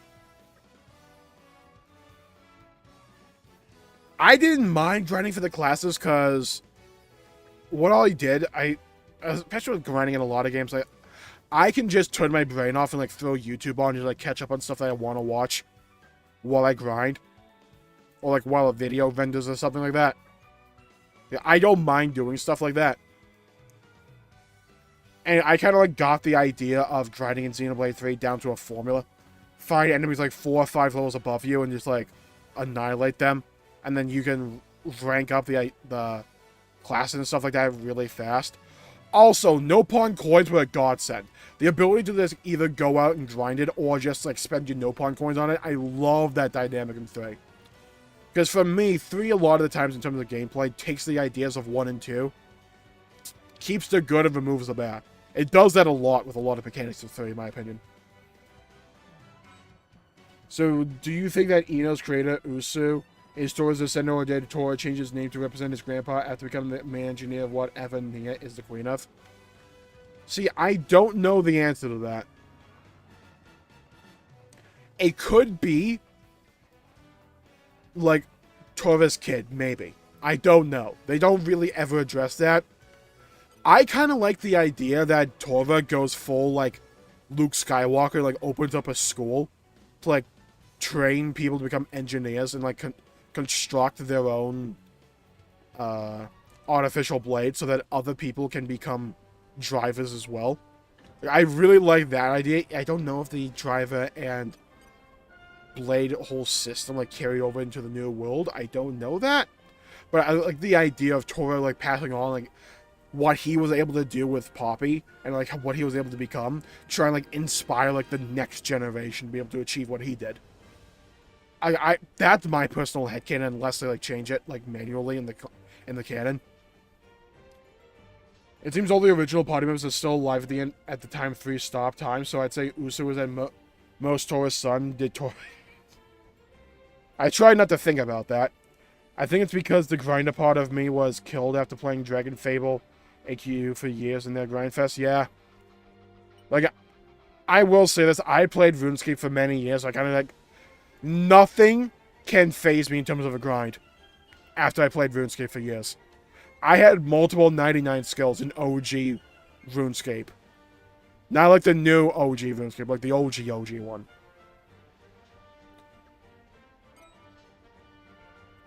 Like, after grinding level 99 woodcutting, like, nothing phases me. Also, years of MMO training have just taught me to, like, turn my brain off and just, like, I throw YouTube on. Like, so there's some times, right, where it's like, I just don't want to commit the mental energy to having to do a lot of, like, thinking. But at the same time, I still want to play a game. So games that have, like, some kind of grind work with me in that regard. So we've actually kind of reached a bit of an impasse here. I can't buy anything.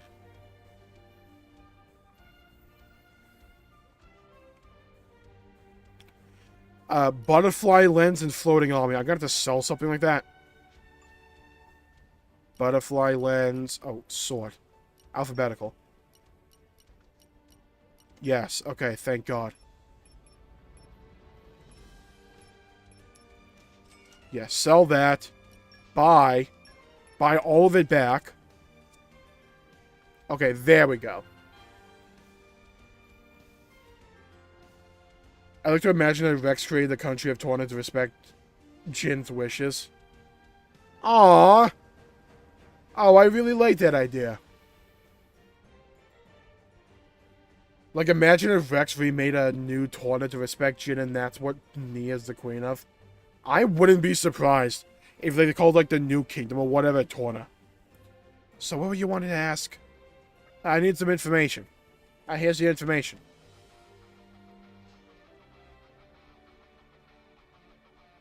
Because the Cloud Keep looked super similar to Torna. Maybe it just depends on the person, I guess. Yeah, some people are just more receptive to grinds. Like, it's not that I enjoy grinds. It's just, like, sometimes I don't want to, like, put the mental energy into it. I just want to play something and, like, watch YouTube. Overall, I thought, like, grinding, like, classes for Xenoblade 3 was not that bad at all. The main problem that I had with it was the fact that it kind of, like, de-incentivized leveling.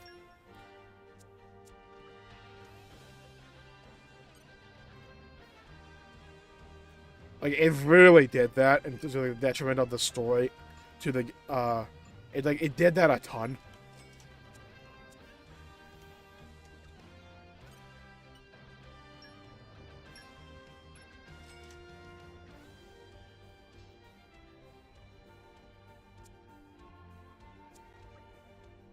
Where, because you want to be under level compared to mobs because you'll get more XP, but also you'll get more CP, so classes will unlock faster and rank up faster, like way faster.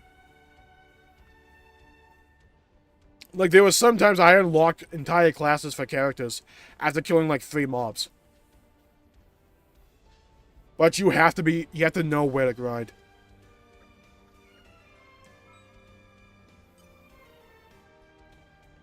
Okay, now we can just go over the Turbine Tower. Lovely. Okay, give me my money, stores. I have the deeds to the land to give me my money.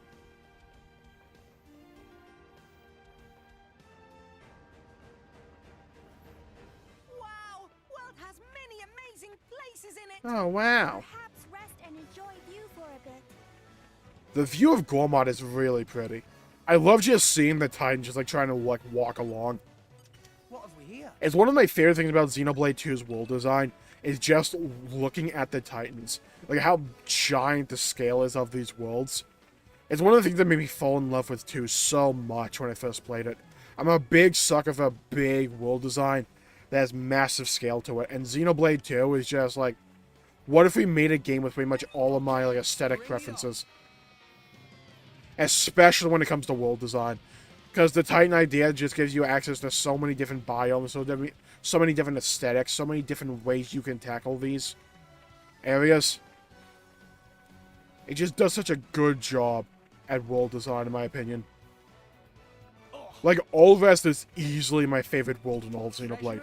Easily.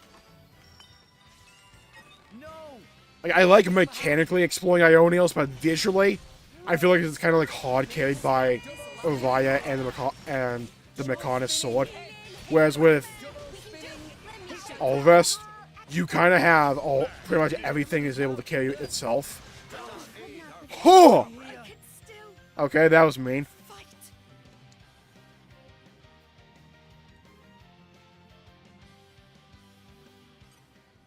Another thing that I prefer was Xenoblade 2's combat and chain attacks. I entirely agree. I prefer 2's combat.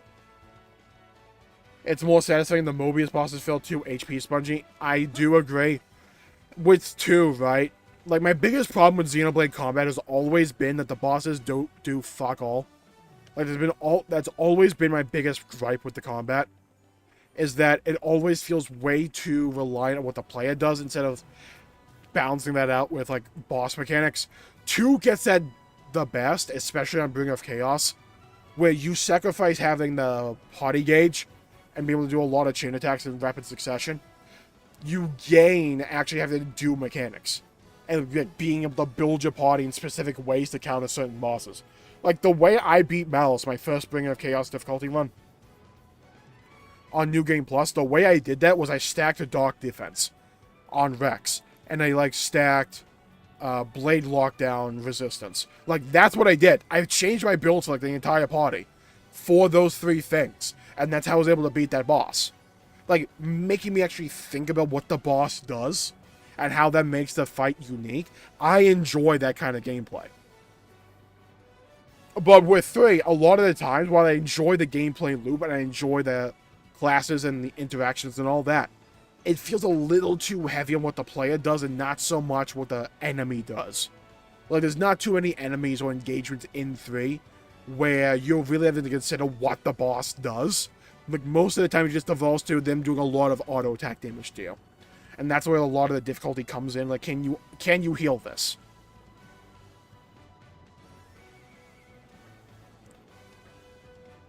After finding out what happened to Torna with Adam, Jin, Malthus, and Malice, I would think Rex would probably have high respect for how Torna did things with Blades and humans being equals. Yeah, I feel like that's definitely the approach they would go for the future. For, like, the new Ulvest. ARDAIN is basically an industrialized Bionis. You know what? I never thought of it like that, but you're entirely correct. Honestly, that little punk. My favorite areas in 2 are the cherry trees in Araya and the ether fog in Tantal. It's so good. Like, you can legitimately look at any place in Xenoblade 2 and say that's your favorite location. I would entirely understand it. Like, the world is just that well designed, and it's just that beautiful all around. Like, Xenoblade 2 bucks the trend of saying, like, hey, the Nintendo Switch can't have, like, beautiful games. It's all art style. It's all artistic vision. You don't need high graphical fidelity. You don't need very high texture resolutions. You don't need that. You need good use of lighting and creative world design and really good and solid and consistent art direction. That's what you need. Because I agree, Uri is one of my favorite zones by itself. It's so pretty, with all the colors of the Saffronia trees, and just seeing the light pour in from like the pores on the Orion Titan. It's so good. I wish that the corpses of some of the Titans were more important in 3. I kind of agree, though. Apparently, like, that one area, like that snowy area, is the remnants of Gormod, apparently. Like, the thing with 3's world design that I like so much is that there's so many references to the previous Xenoblade games, but you don't need them for that world to feel fun. Or that world to feel engaging, especially for a new player. But if you have that knowledge and you, like, can look and, like, pick out the details, there's so many cool references in Xenoblade 3 in terms of throwbacks with the world design. Like, seeing the Mechonis hand just, like, sticking out, I love that bit. Scorpions just vibing with us. Let me make one thing very clear. If Scorpions came in that size, I'm not on the Titan. I'm moving. I'm moving to Tantal. Because yeah, Tantal might have freaking Cthulhu horrors, but it doesn't have scorpions the size of me. A giant fish boss. I can punch that squid in the face. I'm not punching a pincer. I'm not punching a freaking giant stinger like that. Dude's got like a freaking Bowie knife for a tail. I'm not messing with it. Not happening.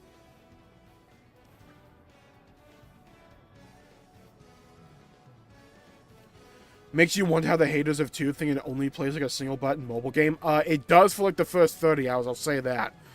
My main issue with 2's combat is that it takes way too freaking long to get going. They needed to introduce a lot of those core mechanics way earlier on. And I feel like 3 does a decent job of that, like one of the things they learned. But with 2, like the end point of the combat, I absolutely love it. There's few games with a combat loop like 2 at the end that I enjoy more. There's very few. I love the elemental orb system, having Numa, having all these blades, customizing them, mixing and matching. It's all really fun and rewarding and engaging. Balancing out those elemental orbs. The chain attack system of 2 is easily my favorite. It takes way too long to get going, though. And like most of the time, you're stuck with mainly Pyra, who has really long cooldowns on her abilities. So like that first like 20 hours of your experience, you're not really having that much of an interesting gameplay loop. Like that's easily my biggest flaw with Xenoblade 2, is they needed to get the combat rolling way quicker. Xenoblade 2 even uses ray tracing for the Cloud Sea, actually. Oh, I didn't know that. Oh, that's really cool. 3's world felt like the most grounded by both, but because of that, it was on the weaker parts of unique and beautiful places. I do agree.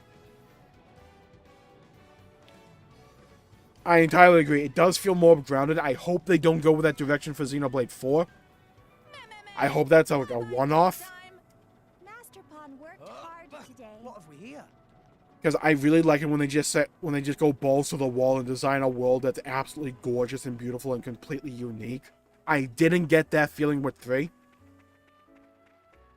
Though, again, Xenoblade 3 is still one of my favorite games of all time. I still will rank it higher than Xenoblade 1. So it's not like it's a massive detriment to me. It's just I prefer the world building style of Xenoblade 1 and 2. Where the hell are we going again? Oh, we're going down there. Oh god, don't I have to go down the freaking elevator or something? Oh, I kind of remember this. I think that's like this walk over there is a massive pain in the ass. Okay, I gotta like remember this. There is a heart-to-heart there. Actually, this might not be the painful one. We might be in the clear.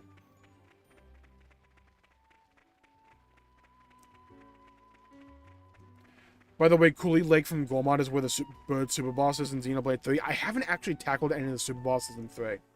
I really want to get going with that, but I need to grind out my levels. I need to get, like, max level in Xenoblade 3. I really need to get on that. Like, I might need to do a stream where we just, like, grind in Xenoblade 3. Like, that might be a stream soon. The freaking one Poppy animation where she's, like, waves her arm up and down like that, it makes me giggle every time. Oh, these probably deal with scorpions this size every day. I always love the discourse with, like, everyone outside of Australia is like, how the hell do you live there with all the spiders and scorpions? And then, like, everyone from Australia is like, how the hell do you live with bears? It's just, like, that dynamic is funny to me. Because it's kind of true. Like, if I wasn't used to the concept of bears and I saw, hey, that thing can live in your backyard, I'd be like, you know what? It's its backyard now. You know what? You have that. It's yours now. Here's the deed and everything. Here you go. It's yours. Oh, you want this fridge as well? Here you go. It's yours. Like the one bear from over the hedge. You know what? Just have all of this as tribute. Did that thing in the back just stand up? No, we're not going to ignore that freaking giant billy goat that, like, had demon blood from Supernatural. No, we're not ignoring that. Also, that thing skipped Arm Day every day. Saving the orbs in Numa are awesome. They're so fun. Like that elemental gameplay loop, I never get bored of it. I farmed the same squid boss in Tantal for those freaking weapon crystals over and over and over and over again, and I never got bored because the combat in 2 is so fun. And, like, I know Numa is not, like, meta for the game. I understand that. I still use it because she's fun as hell. Like, her abilities just look amazing to pull off. Full burst for the win. Miss those in 3? Yep. Oh, full bursts are so good. Dude, getting the Corvin full burst on Morvag, oh, chef's kiss. Dude has like an 8-pod combo and everything. Xenoblade is basically known for its off-the-wall worlds, and 3 probably did a more grounded world to not overload new players who've never played a Xenoblade game. I completely agree that Xenoblade World should be mind-blowing and jaw-dropping. Leftheria to this day is one of the most mesmerizing places in anything. I agree. Again, like, every place from 2 is one of the most mesmerizing locations in all of gaming. And I would say the exact same for Xenoblade 1. Like, Satol, you put Satol, Mosh, MSC, Leftheria, Gormott, Araya. Where else? Mortitha. The World Tree. You take, like, any of these locations. All of Mechonis. You take any of these locations, and it's some of the best, most beautiful, awe-inspiring locations in all of gaming, in my opinion. By the way, you know what else isn't in 3 I missed? The Xenoblade 2 combat announcer. That, yep. I agree. I didn't realize it until you said that. But I entirely agree. Like, getting that, like, that Halo multiplayer Slayer dude that just, like, narrates your gameplay just makes it hit harder. Maybe it's because I grew up on FPS games. Like, I grew up on Call of Duty. I grew up on Medal of Honor. I grew up on Halo. Like, that was my core. I am used to having an announcer. So if I don't have an announcer narrating the badass shit I do, it doesn't hit as much. It just doesn't. I usually do 8 orb full burst with Numa for the lulz with, oh, it's so good. Like, I don't want to hear anyone say, oh, it's not optimal, when the character can literally do cap. Like, damage cap. Like, you have reached the zenith.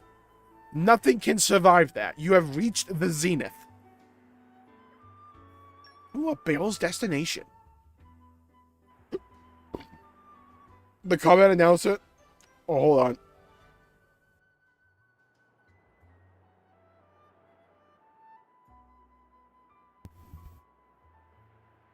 I mean, the combat announcer is a character in 3 in the form of Triton, but yeah, I do miss the announcer. Yeah, Triton's awesome now. Like 3 has some amazing characters, especially for the heroes. I love every hero that is in that game. Like, gameplay, not so much, but story-wise and character-wise, I really do. There's our heart-to-heart here.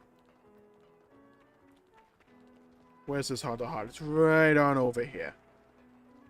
Right here. Oh, this one's funny. Oh, this one is funny. Blade combo, 3rd stage. Awesome. The fact I instantly heard that chat message. Potato, I heard that. Will always live rent-free in my head. Me too. Should we take a rest around here? Oh yeah, a bit of a resty rest. Good idea, yes. You need to toughen up. Also, the biggest letdown for me. Where are the heart-to-hearts? Because that, like, campfire table bullshit don't count. I need voiced heart-to-hearts like 2. I cannot go back. That is non-negotiable. Working on building Poppy. Not used to walking long distance. If only Tora could flitter-flutter like Gramps. Like, these scenes do so much for the character development of these characters. Well, you have those big ear wing things. Nop on wings not for flying. Could flap forever and not reach sky. I do like the idea that one day we will see a Nopon fly.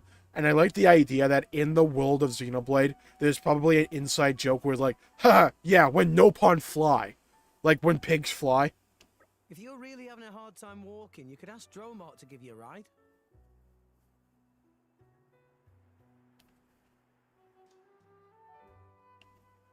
The only hero I don't like at all in 3 is Miyabi. I like Miyabi. I feel like she fulfills a good role for Mio.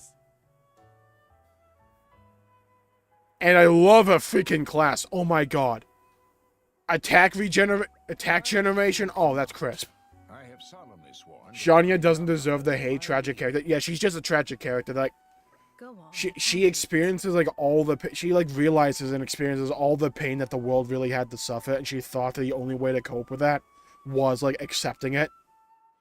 Like, she's a tragic character. What?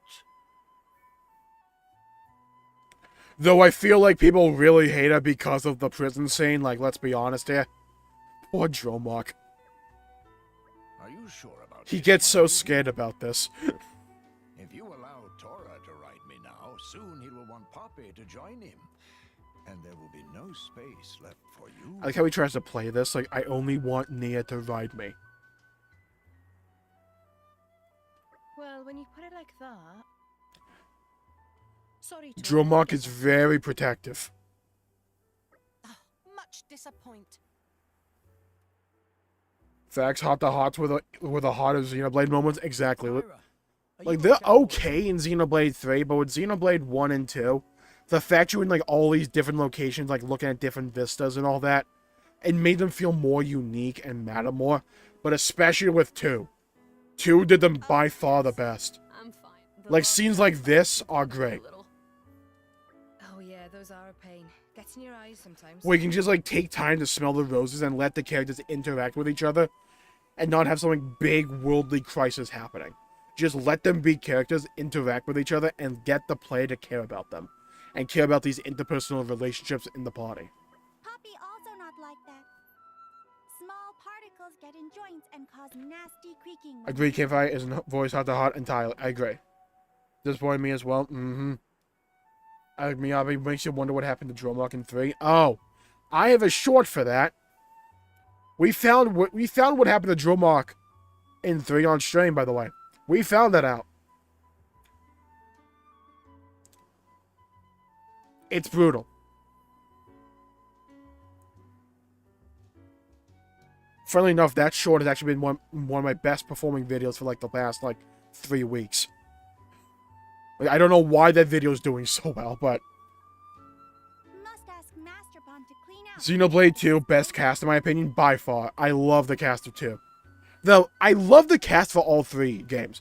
Honestly, all 4, because I think Xenoblade X has an amazing cast as well. It's like, Xenoblade does not miss when it comes to a cast. But I will admit, I have more of a connection with the characters in 2 than I do with any of the others.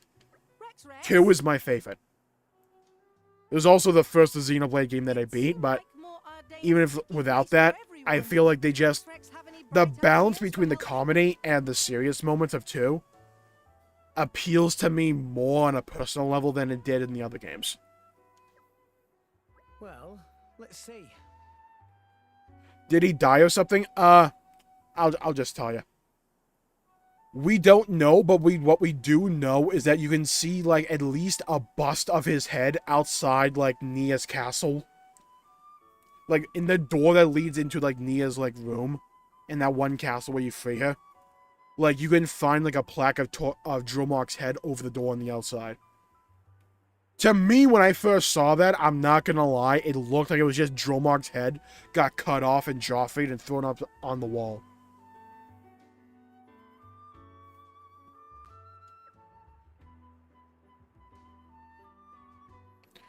I feel like Miyabi's resurrection ruins a lot of Mio's emotional moments where she's contemplating why Miyabi saved her and how she deals with Miyabi's sacrifice. I can see that. But at the same time, I thought it was like an interesting twist on it where instead of like dwelling on the past, it was like, okay, I have the chance to like right the wrongs of the past and save my friend. Because like introduce an entirely different like emotional aspect of the story. Because you were kind of in the home stretch there. I feel like if they did that bit way earlier, I would entirely agree. I could lend out my salvager suits. We gotta do this bit. This bit's funny. I suppose that would help keep the sand out.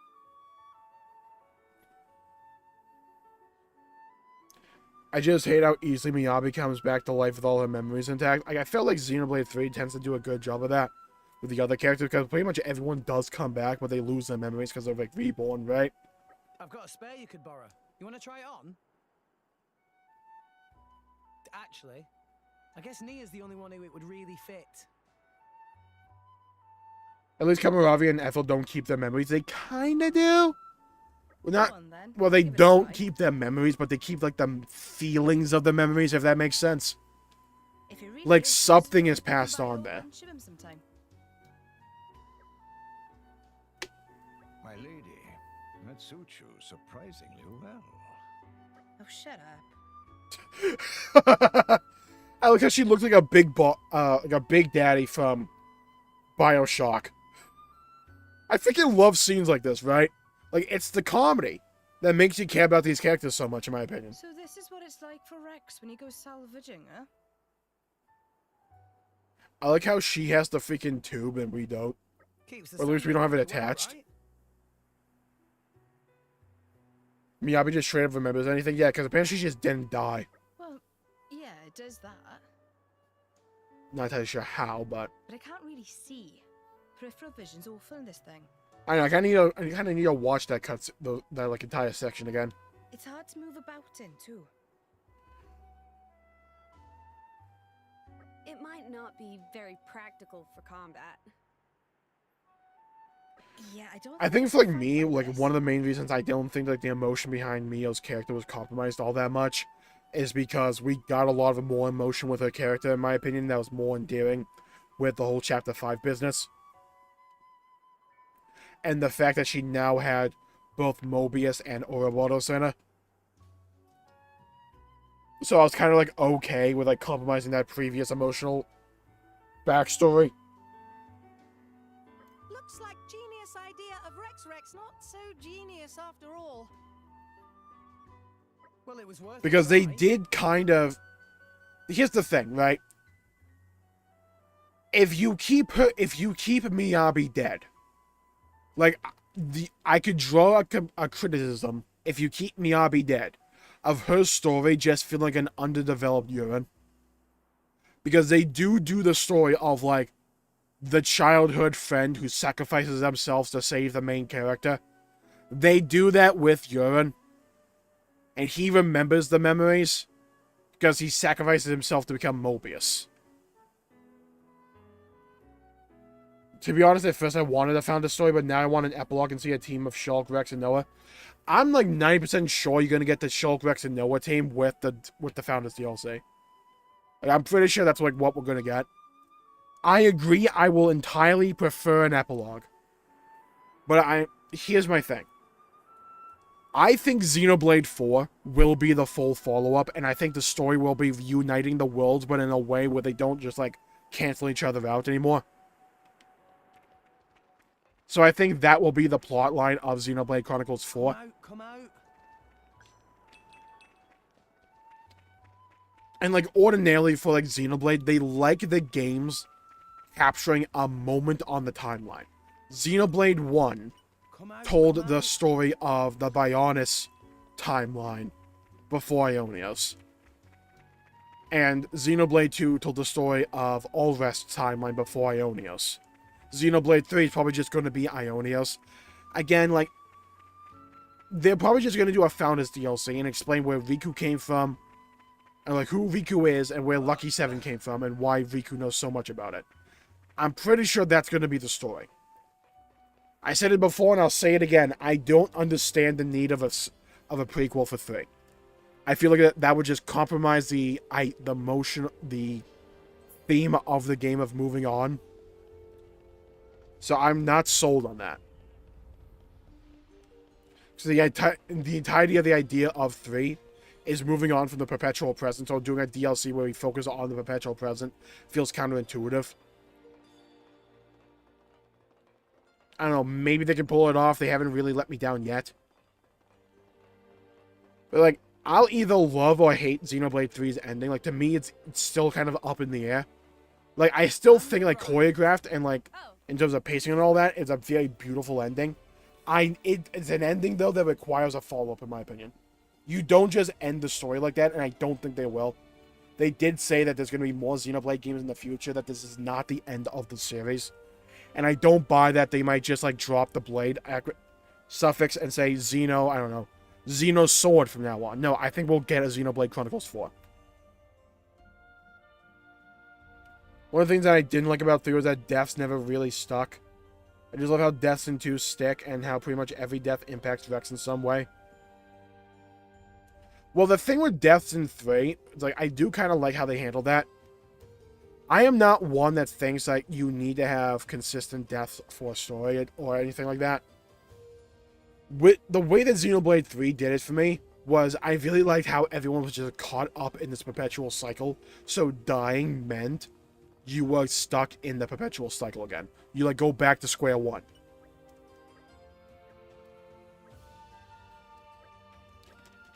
I really like how they do that. And they have, like, and how Am herself dies. Like, she's the main permanent death. I see. Until the very end with Noah. There was indeed once a factory there. However, it was abandoned some 30 years ago. So, you think we've got him? We can't be certain unless we investigate. Unless the Founder's story is the epilogue and the cast that you unite. I don't think you tell the epilogue in just the Torna style DLC. I just don't. If it seems dangerous, we'll turn back. How's that sound? Like, it's entirely a pacing issue for me. I just don't think to reunite the worlds, which is I'm certain what the main epilogue will be about, or the main sequel will be. If you want to reunite the worlds, I just don't see how you do that in DLC. That has to be a main game, in my opinion. Has to be. An esteemed Nopon merchant. Banner. Chairman Banner? Oh yeah. We go back to a Saturday morning cartoon villain. Let's go. We're currently searching the transaction records. If we find anything, we'll inform you. Pretty busy, eh? I don't deny it. I will head to the location myself as soon as I am able to mobilize some troops. All right, then.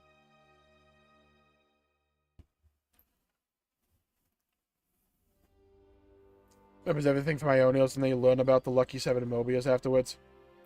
Like, there's two ways the DLC could go, right? Like, I think the Founders prequel story is far more likely. You don't design that room with all the Founders if you don't intend to, like, build on that. You just don't. If they do an epilogue, what I feel like the epilogue would be is that it will follow either the Ulvest crew with Mio, or it'll follow the Noah crew, like, in 10 years, where they'll pretty much be in the, like, the bodies they were in during the game. So, like, cut 10 years later. For some reason, they have their memories, or Noah has it, was, like, coming back to them. And at the end of the DLC, will be them finding a way to communicate with each other. And, like, it'll be, like, they get a transmission through, and the other saying, like, it's nice to hear from you. Fade to black, cut. I feel like that could, if the DLC is an epilogue, I feel like that's the direction they're going to go. And then Xenoblade 4 will be using that knowledge that you can now communicate with each other. Reunite the worlds as one.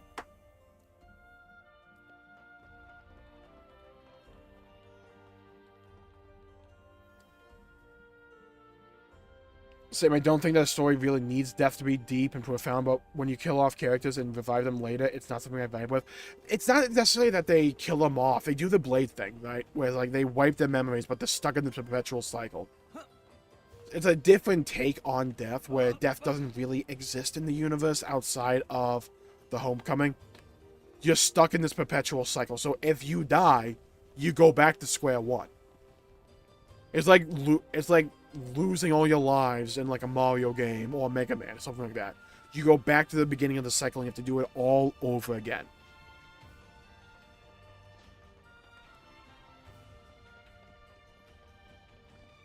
What if the worlds aren't reunited? I kind of liked how 3 tackled that with the theme that it was going for. In my opinion, I just thought that was really compelling for me. Again, it's not going to land for everybody, but for me, I kind of like how they did that. What if the worlds aren't reunited yet, but some Ouroboros stones and Lucky 7 still exist, and let them warp back and forth between the worlds to reunite with each other, so the game setting is? So the ending of 3, like, I didn't get this at the very beginning either. What Origin did was that the worlds reunited, and then Origin activated, reconstructed the worlds, both of them, with all the data that it had stored, reconstructed all of them, and then sent both the worlds back on their way. So they're distancing themselves, and they're apart now. So both worlds are back, but they are apart now. I think Xenoblade 4 will be about bringing those two worlds back together, kind of like what happened with the Origin event, but instead of having them, like, cancel each other out, finding a way to do it right and not have everything be destroyed and, like, cancel each other out. I feel like that's the way they'll do it. People have already have fanfiction ideas. And I have theory videos where I'm like, I think it'll be like a dual perspective story where, like, we'll have mechanics where we'll have 2 party members in one in each world, and we'll have, like, gameplay mechanics where you can, like, go between each world and, like, do combo attacks by, like, summoning the other party members in using light or something. Like, they established a lot of, like, interesting, like, really in-depth lore for how those two universes can interact with one another. Like, they made sure to take time to tell that story and, like, to develop that, and that to me doesn't just feel like it was developed to explain how Origin came to be. It felt like it was there to be used in the future as a solution to something. That's what it seems like to me. One Piece doesn't have many deaths non-flashback-wise. He has one of the most emotional scenes in all of fiction. Yeah, like, you don't need to do a lot of deaths, but also you don't have to just not do death either. The way 3 did death was, it was fundamentally different because the world operated differently. So it is getting kind of late for me, by the way, so I'm going to call the stream there. I kind of only anticipated going 1 hour and kind of went over 2, so, hey, there we go. Tomorrow. I haven't decided if tomorrow will be a Xenoblade X stream or if we'll do a Genshin stream because I'm really behind the Genshin stuff. We'll see. I'm probably going to do Xenoblade X. Like, probably. But I also need to find time to get back into Genshin and, like, beat the actual main story. I haven't done that yet. But I need to grind in Xenoblade X as well. Got a lot to do, people. Got a lot to do. So I'm going to call the stream there for the day. Hope you all have an enjoyable evening. Thank you all for tuning in for the stream. Really enjoyed having all of you in chat. It was great talking to you in fun. It was great talking to you, Potato Farmer. Really enjoyed having you here. Hope you have a wonderful night. Have a good night. You too, Potato Farmer. You too. Thank you all for tuning in. My pleasure making the video, the stream. If you enjoyed it, please leave a like and subscribe. It really helps the channel out and helps support future content. And I greatly appreciate it. Don't forget, I have uploaded a video right before the stream started talking about my, like, maybe wild out there theory involving Noah and Jen. And maybe they're one and the same. We'll see. Have a good night, everyone. Enjoyed the stream, by the way. Had fun talking to you. Really enjoyed talking to you, too, and fun. Thank you for tuning in. Hope you enjoy Sonic Frontiers, by the way. Really hope you enjoy that game. Stay safe, everybody. Stay safe, everybody. Have a great day, and I'll see you all next time.